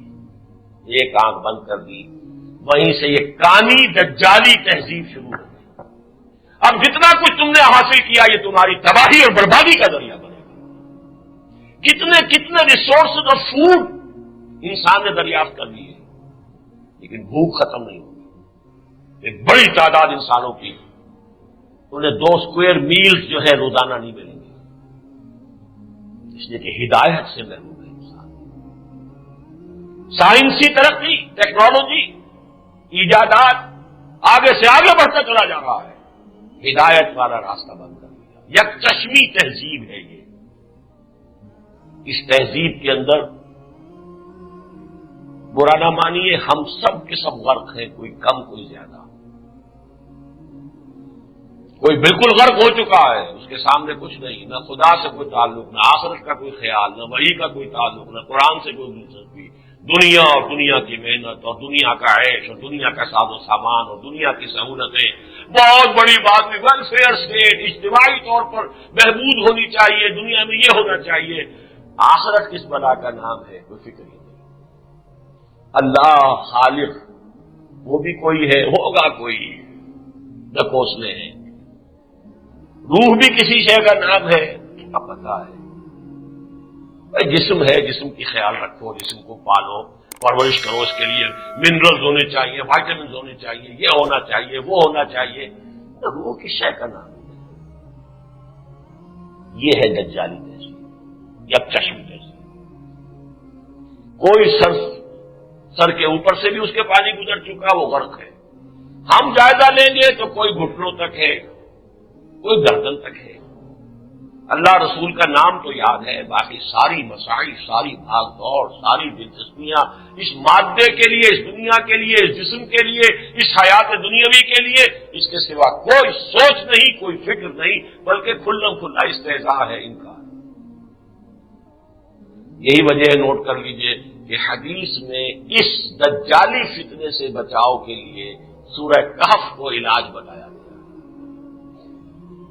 جو شخص سورہ کہف کی تلاوت کرتا رہے گا، اور تلاوت کے معنی وہ نہیں ہے بغیر سمجھے وہ الفاظ پڑھ لینا، سمجھنا، غور کرنا، وہ دجالی فتنے کے اثرات سے محفوظ رہے گا۔ کیوں؟ تھوڑے تھوڑے وقفے کے بعد، یہ سورہ مبارکہ ایسی عجیب ہے، تھوڑے تھوڑے وقفے کے بعد ایک بات کو ریپیٹ کیا گیا ہے۔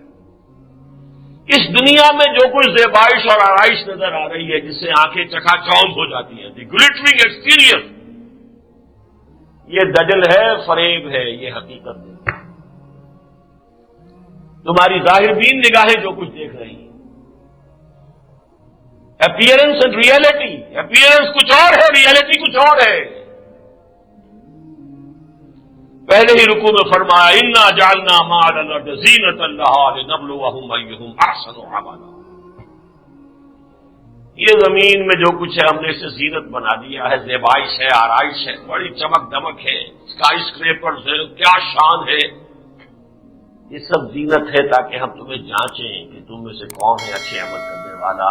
وَإِنَّا لَجَاعِلُونَ مَا عَلَيْهَا صَعِيدًا جُرُزًا، ایک وقت آئے گا چکیل میدان کر دیں گے، سب برابر ہوگا، لا يرون فيها لا يرى فيها عوجا ولا امتا، نہ کوئی ٹیلا نظر آئے گا، نہ کوئی اونچائی، نہ کوئی نیچائی۔ بس امتحان کے لیے رخ روشن کے آگے شمع رکھ کر وہ یہ کہتے ہیں ادھر جاتا ہے دیکھیں یا ادھر پروانہ آتا ہے۔ اللہ نے یہ پردہ ڈال دیا دنیا کا، اس پردے کے باوجود آیا یہ اسی دنیا کے زلف گراگیر کے اسیر ہو کر رہ جاتے ہیں یا ہم سے محبت کرتے ہیں، ہم سے لو لگاتے ہیں؟ اسی کو آگے فرمایا حضور سے خطاب کر کے وَلَا تَعْدُ عَيْنَاكَ عَنْهُمْ، اے محمد صلی اللہ علیہ وسلم اپنے ان فقیر اور غلام ساتھیوں کی طرف سے نگاہیں نہ پھیریے، یہ کہیں آپ کی عدم توجہی کے شاکی نہ ہو جائیں۔ وَلَا تَعْدُ عَيْنَاكَ عَنْهُمْ تُرِيدُ زِينَةَ الْحَيَاةِ الدُّنْيَا۔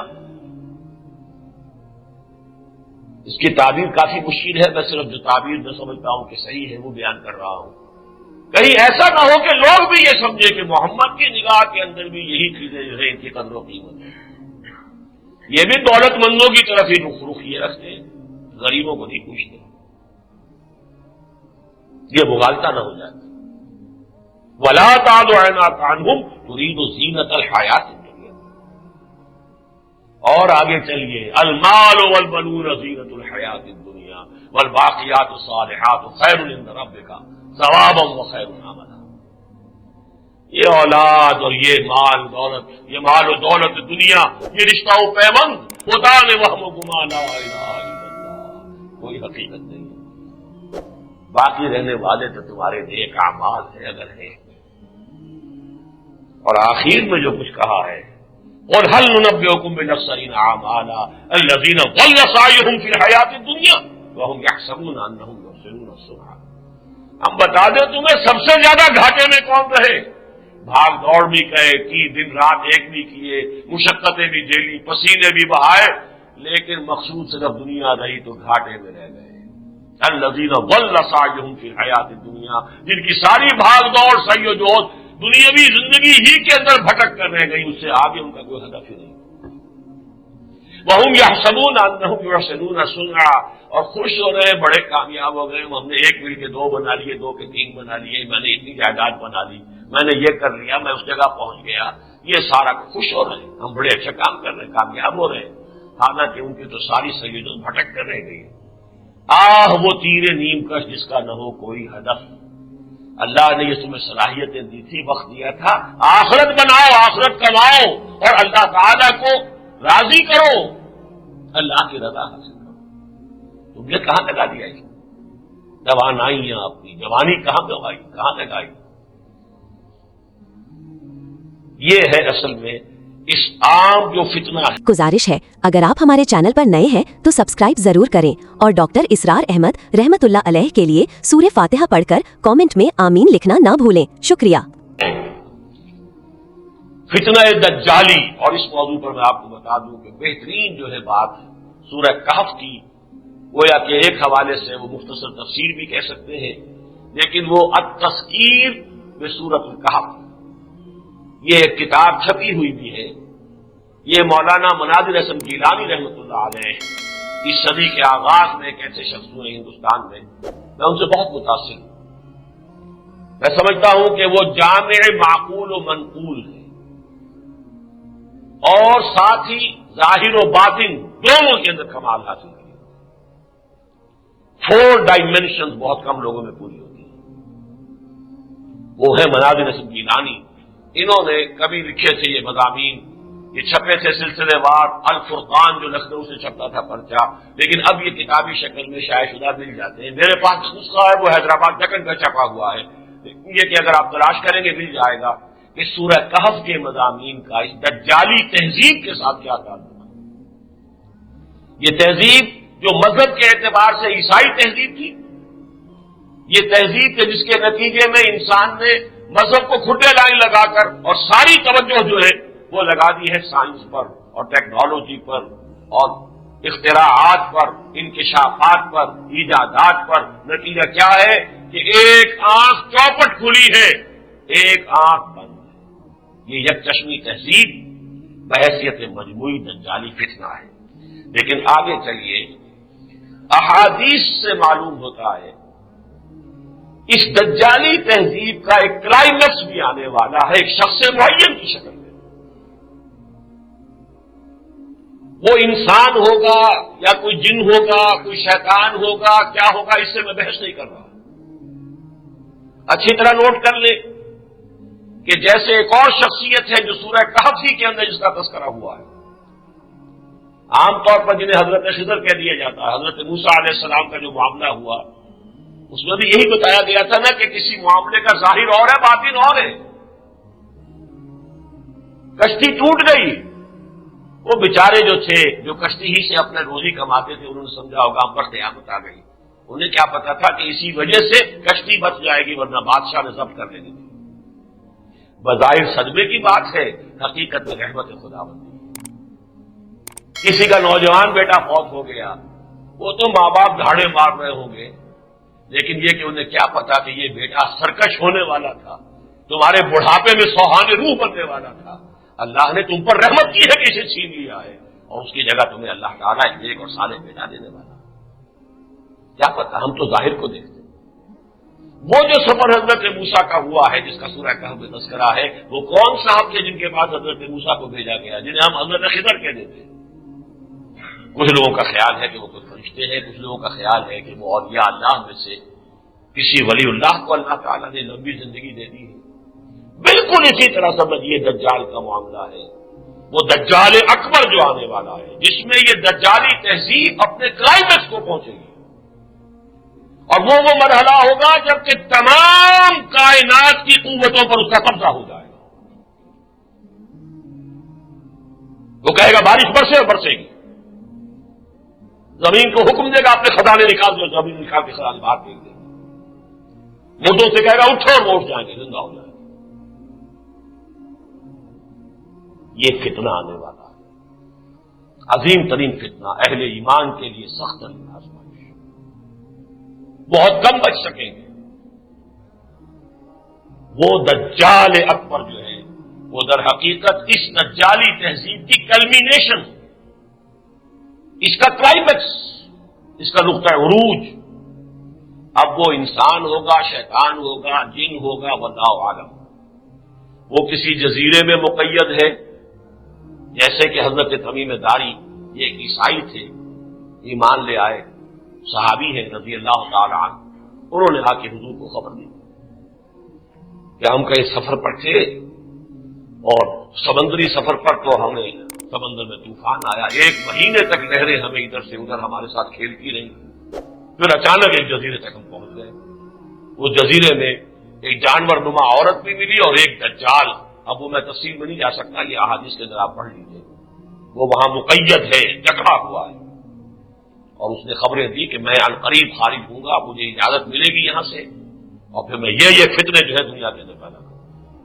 ہو سکتا ہے کہ ایسا ہو، لیکن ایک بات مجھے بتائیے، ایک عالم دین نے، یہ بہت عمدہ بات ہے کہ ملا علی قاری رحمہ اللہ نے یہ فرمایا ہے کہ یہ بھی عین ممکن ہے کہ یہ عالم مثال کا کوئی کشف انہیں ہوا، اس لیے کہ آج سب سے بڑا خیال یہ ہوتا ہے کہ آج کی دنیا میں تو سارے سمندر چھان مارے لوگ ہوتے ہیں. اب کون سا وہ جزیرہ رہ گیا کہ جہاں کوئی دجال جو ہے وہ مقید ہے؟ ہو سکتا ہے جیسے کہ ملا علی قاری کی رائے ہے، لیکن یہ کہ آیا وہ کوئی انسان ہے یا وہ کوئی جن ہے یا کوئی عالم کشف کے اندر یہ حقیقت دکھائی گئی یا کوئی عالم مادی کی شے ہے، ان سب کو چھوڑ دیجئے، لیکن جس چیز پر احادیث نبویہ بالکل متفق ہیں، جس کے اوپر کے ارتکاز ہوتا ہے کہ ایک شخص جو خدائی کا دعویٰ کرے گا اور اپنی پرستش کرائے گا، باقی دجالون نبوت کا دعویٰ کریں گے، اس کو سب کو نوٹ کر لیجیے۔ وہ سلاسون کذابون جن کے بارے میں حضور نے فرمایا وہ جو دجال ہوں گے وہ نبوت کا دعویٰ کریں گے، جھوٹے مدعیان نبوت، جن میں اس صدی میں دو میں نے آپ کو گنوا دیے، غلام احمد قادیانی اور خلیفہ رشاد بہائی، نبوت کا دعویٰ کیا اور تقریر بھی ہو چکا۔ لیکن یہ دجال خدائی کا دعویٰ کرے گا، میں خدا ہوں مجھے پوجو، اور بے شمار اہل ایمان جن کے ایمان مضبوط نہیں ہوں گے وہ کھڑے نہیں رہ سکیں۔ یہاں تک آیا ہے ایک شخص ہے جس کے لیے سارے جانور مر گئے ہیں، کوئی دیہاتی ہے، وہ کہے گا میں تمہارے سارے جانور زندہ کر دوں تو مجھے خدا مانو گے؟ مانوں گا، زندہ کر دے گا اور اس کو مان لے گا، اس کے سامنے سجدے میں گر جائے گا۔ جیسے کہے گا تمہارے آباء و اجداد کو زندہ کر کے لا کے کھڑا کر دوں تو مانو گے مجھے کہ میں خدا ہوں؟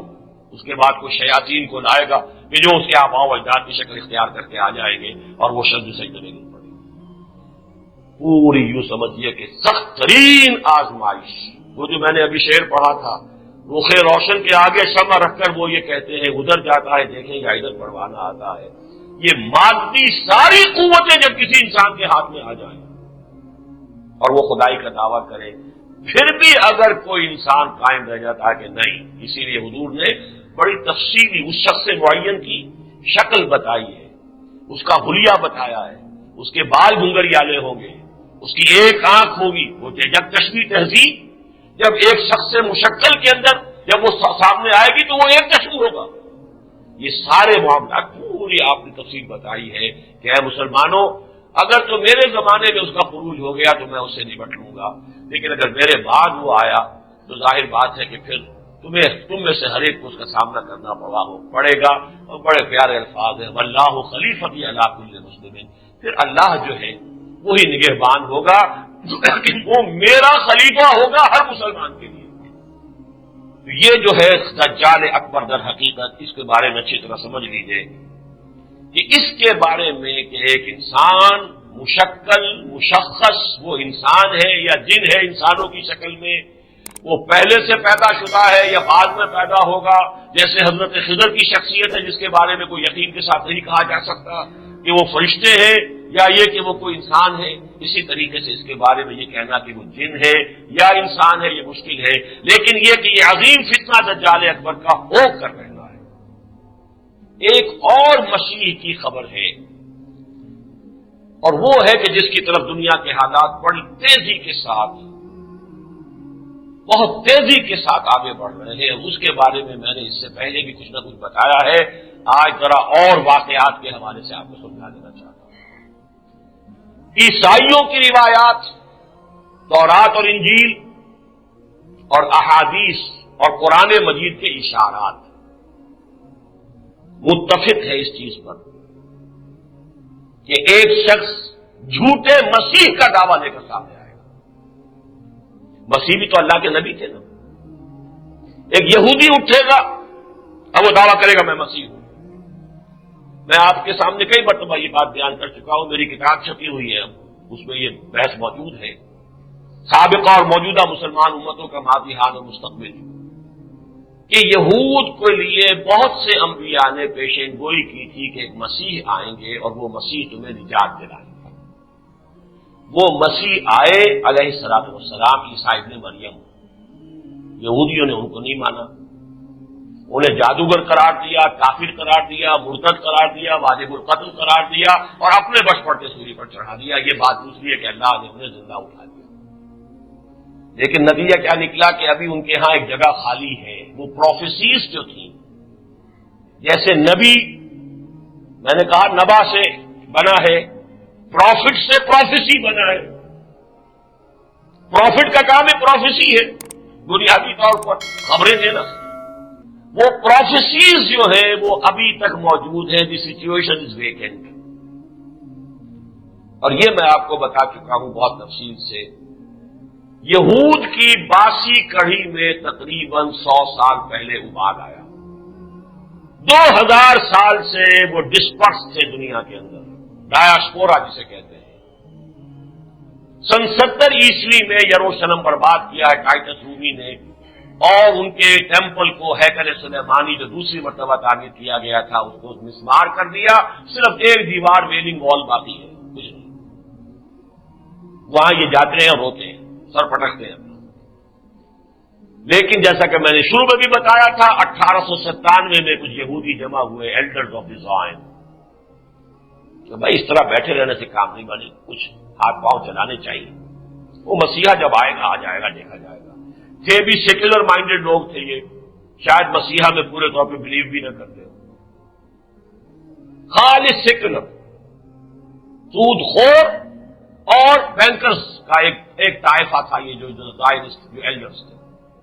انہی میں سے ایک یہ ہے جو ہمارے عمران خان کا خسر بن گیا ہے، وہی گولڈ سمتھ، بہت پرانا یہودی سود خور خاندان، دی روتھشائلڈز۔ ایک ان میں سے ایک چیک 40 بلین ڈالر کا لکھ سکتا ہے، اتنی دولت ہے، پوری دنیا کا کنٹرول ہے۔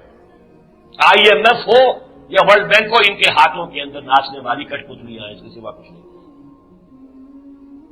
امریکی گورنمنٹ ان کے ہاتھوں میں ہے، اس لیے کہ سب سے بڑی مقروض حکومت جو ہے یونائٹڈ اسٹیٹس آف امریکہ کی ہے۔ امریکہ میں کرنسی کا ایشو اور کنٹرول ان کے ہاتھ میں ہے، گورنمنٹ آف امریکہ کے ہاتھ میں نہیں ہے۔ یہ میں آپ کو بتا چکا ہوں اپنی 13 اکتوبر کی تقریب کے اندر ساری تفاصیل۔ بہرحال زائنسٹ نے کچھ نہ کچھ محنت کی، 20 سال کے بعد 1917 میں بالفور ڈیکلیریشن حاصل کر لیا۔ فرنگ کی رگے جہاں پنجہ یہود میں ہے، یہ علامہ اقبال دیکھ آئے تھے، سن 5 سے سن 8 تک گئے تھے یورپ میں، 1905 سے 1908 تک جرمنی میں بھی رہے، انگلستان میں بھی رہے، اور دونوں جگہ دیکھ لیا تھا آپ نے کہ کیا حال ہے، فرنگ کی رگے جہاں پنجہ یہود میں ہے، لہذا برطانیہ سے بالفور ڈیکلیریشن حاصل کر لیا۔ 1948 14 مئی 1948 کو اسرائیل قائم۔ اس وقت تک مذہبی یہودی ابھی بیٹھا ہوا تھا، وہ کوئی کام کرنے کو تیار نہیں تھے۔ جب اسرائیل بن گیا اور خاص طور پر جب 1967 میں اس نے اپنی حدود بھی وسیع کر لی، پورا سینائی پیننسولا آ گیا، گولان ہائٹس تک جو ہے وہ شام کا حصہ جو ہے، سارا ویسٹ بینک آ گیا، بڑے بڑے رقبے آ گئے۔ اب وہ آنکھ کھلی ان مذہبی یہودیوں کی، وہ بھی رفتہ رفتہ نئے سیٹلمنٹ جو ہوئی ہیں تو ان میں وہ آ کے آباد ہو گئے، اور یہ ان کے مابین اب ایک اسٹرگل ہے جو چل رہی ہے، کانفلکٹ ہے جو چل رہا ہے۔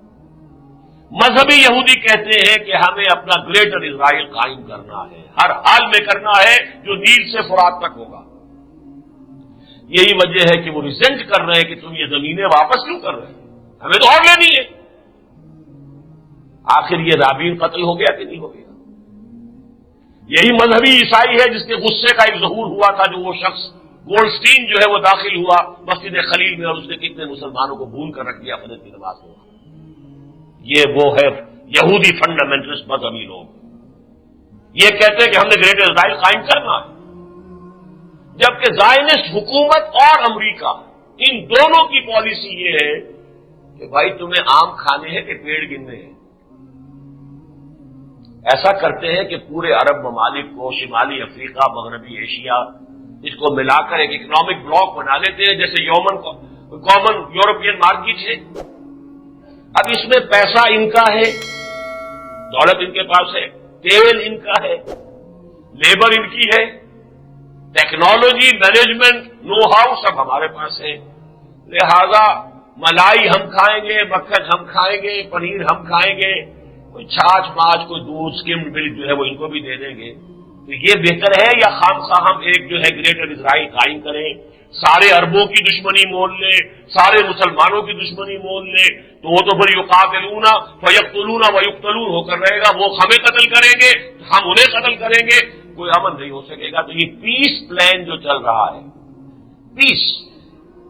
پیس کے حوالے سے ایک کامن مارکیٹ بنا لو، لیکن ان دونوں گروپس کے مابین نوٹ کرنے کی بات یہ ہے، یہ طے ہے مسجد اقصی گرائی جائے گی اور تھرڈ ٹیمپل تعمیر ہوگا۔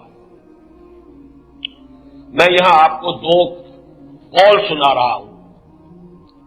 14 مئی سن 48 کو اسرائیل قائم ہوا۔ جون سن 67 میں موشے دایان، وہ کھانا، وہ جرنیل، وہ داخل ہوا یروشلم میں، پرانے یروشلم میں فتح کیا، اور اس کے بعد اس کے الفاظ ہیں، we have return to our holiest of holy places, never to leave this place again. ہم آ چکے ہیں اپنی مقدس ترین جگہ پر، اور اب کبھی یہاں سے نہیں نکلیں گے۔ اسی زمانے میں ایک یہودی، نام اس کا اسرائیل الڈاد ہے، اس سے کسی بڑے صحافی نے انٹرویو لیا، are you going to build your temple? Yes. When will you do it?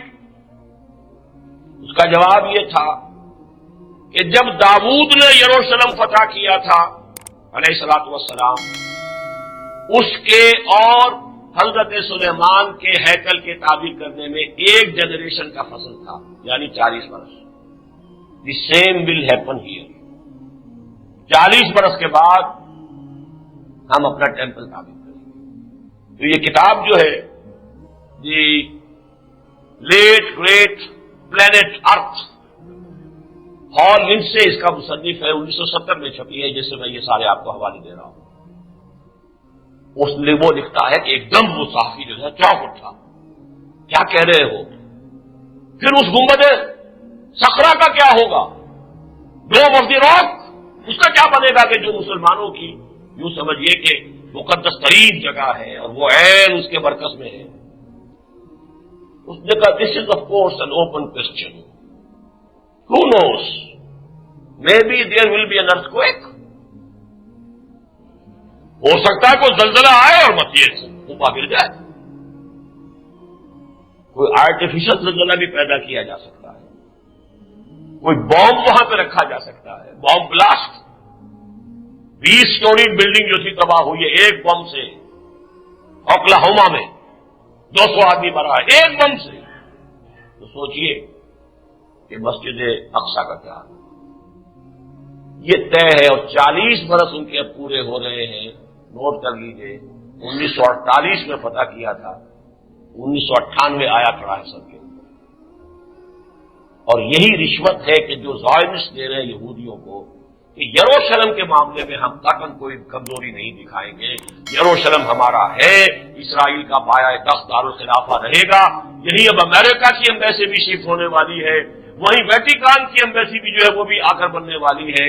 یہ تو ہمارا ہے، اور یہاں پر اور اس کے بعد وہ سارا سلسلہ شروع ہو جائے گا جو احادیث کی کتابوں میں کتاب الفتن۔ ظاہر بات ہے مسجد اقصی کے گرنے کا نتیجہ وہ نہیں نکل سکتا جو کہ ایودھیا کی مسجد کا ہوا ہے۔ ایودھیا کی مسجد تو تھی، اور مسلمانان ہند نے بہرحال اس کو کچھ نہ کچھ اپنا جذباتی ایشو بھی بنا دیا تھا، اور اس میں میں سمجھتا ہوں کہ انہوں نے ضرورت سے زیادہ معاملہ کر لیا تھا۔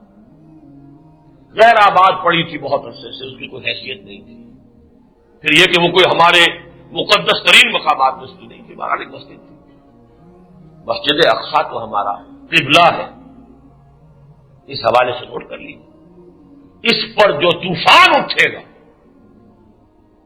وہی ہے کہ جس سے اصل میں وہ بھٹی گرم ہوگی، جس کا کچھ آثار اب آپ نے دیکھ لیے۔ سعودی عرب میں بھی بم بلاسٹ شروع ہو چکے ہیں، اور این امریکن بیس پر، اور 4 امریکی مرے ہیں۔ کیا قیامت وہ سعودی عرب کے اندر برپا کریں گے؟ یہاں 2 مرے تھے، اس کے بعد کیا ہوا ہے؟ ساری جو ہے وہاں کی کراچی کے معاملے میں آ کر بٹھا دیا ہے۔ اب وہی ان کی جو ہے ساری سیکرٹ سروس بھی آئی بیٹھی ہوئی ہے، ہمارے سارے معاملات کے اندر تحقیق و تفتیش کا معاملہ وہ اپنے ہاتھ میں لے چکے ہیں۔ یہ تو پاکستان ہے، پھر بھی سعودی عرب تو ویسے ہی ان کے ہاتھوں میں۔ یہ ہے وہ حالات کہ جس میں کوئی شخص اب کھڑا ہوگا اور کہے گا میں ہوں مسیح، اب میں قائم کرتے رہوں۔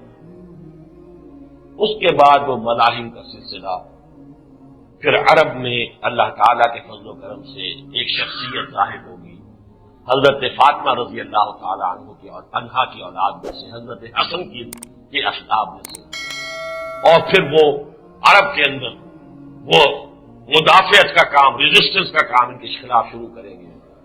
ادھر سے پھر دجال نکلے گا یہودیوں کا سربراہ ہو کر، یہ جو نبوت کا دعویٰ کرے گا کہ مسیح ہونے کا، خدائی کا دعویٰ نہیں، وہ نبی ہونے کا دعویٰ کرے گا۔ وہ دجال اکبر جو ہے وہ قیامت کے بہت قریب کی نشانیوں میں سے ہے۔ یہ دجال جو ہے جو مسیح ہونے کا دعویٰ کرے گا، یہ تو سمجھیے کہ چند سالوں کی بات ہے کہ آیا چاہتا ہے۔ اسی لیے اس کی بڑی تفصیلی خبریں احادیث کے اندر دی گئی ہیں۔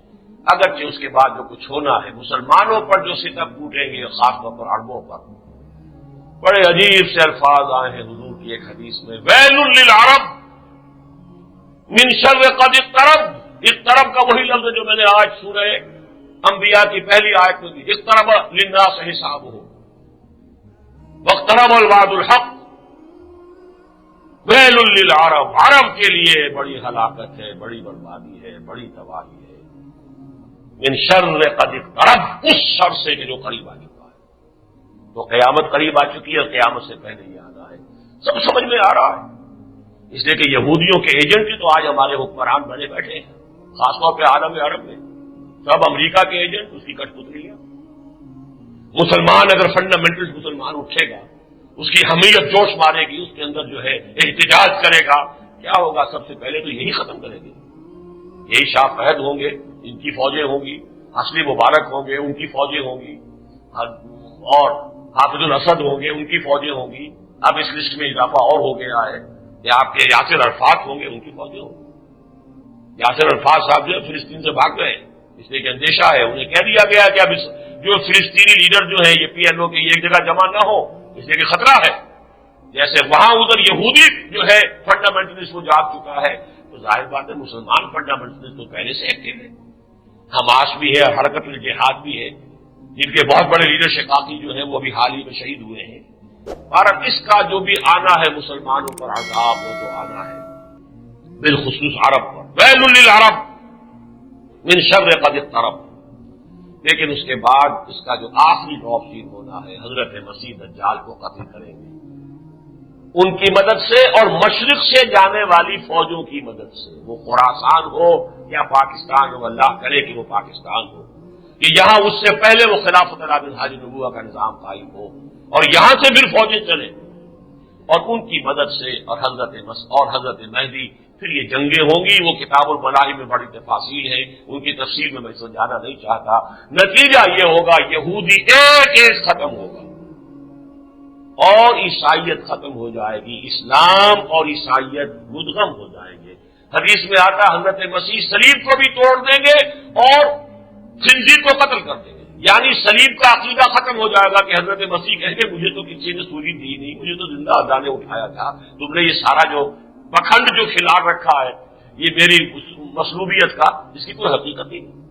یکسر الصلیب، وہ صلیب کو توڑ کر دیں گے، جو اس وقت ان کی سب سے بڑی علامت ہے، سمبل ہے۔ وہ گلے میں بھی لٹکا ہوتا ہے، اور جو ہر جگہ پر جو ہے گرجے پر بھی کھڑی ہوتی ہے، صلیب ہی تو ہے۔ صلیب کو توڑ دیں گے اور خنزیر کو قتل کر دیں گے، کیونکہ یہ شریعت موسوی میں بھی حرام تھا اس کا گوشت کھانا، اور شریعت محمدی میں بھی، درمیان میں یہ عیسائیوں نے اس کو حلال کر لیا اپنے لیے، تو لہذا وہ بھی معاملہ ختم ہو جائے گا۔ شریعت محمدی ہی کا پھر جو ہے دنیا کے اندر بول بالا ہوگا۔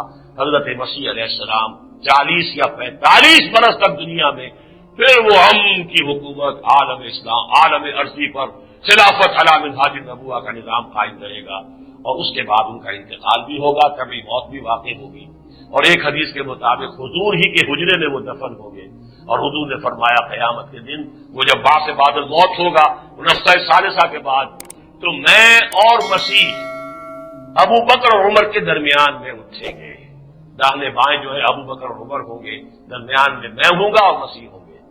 ایک بنی اسرائیل کے خاتم الانبیاء تھے، اور ایک تمام سلسلہ نبوت کے خاتم ہے محمد رسول اللہ صلی اللہ علیہ وسلم۔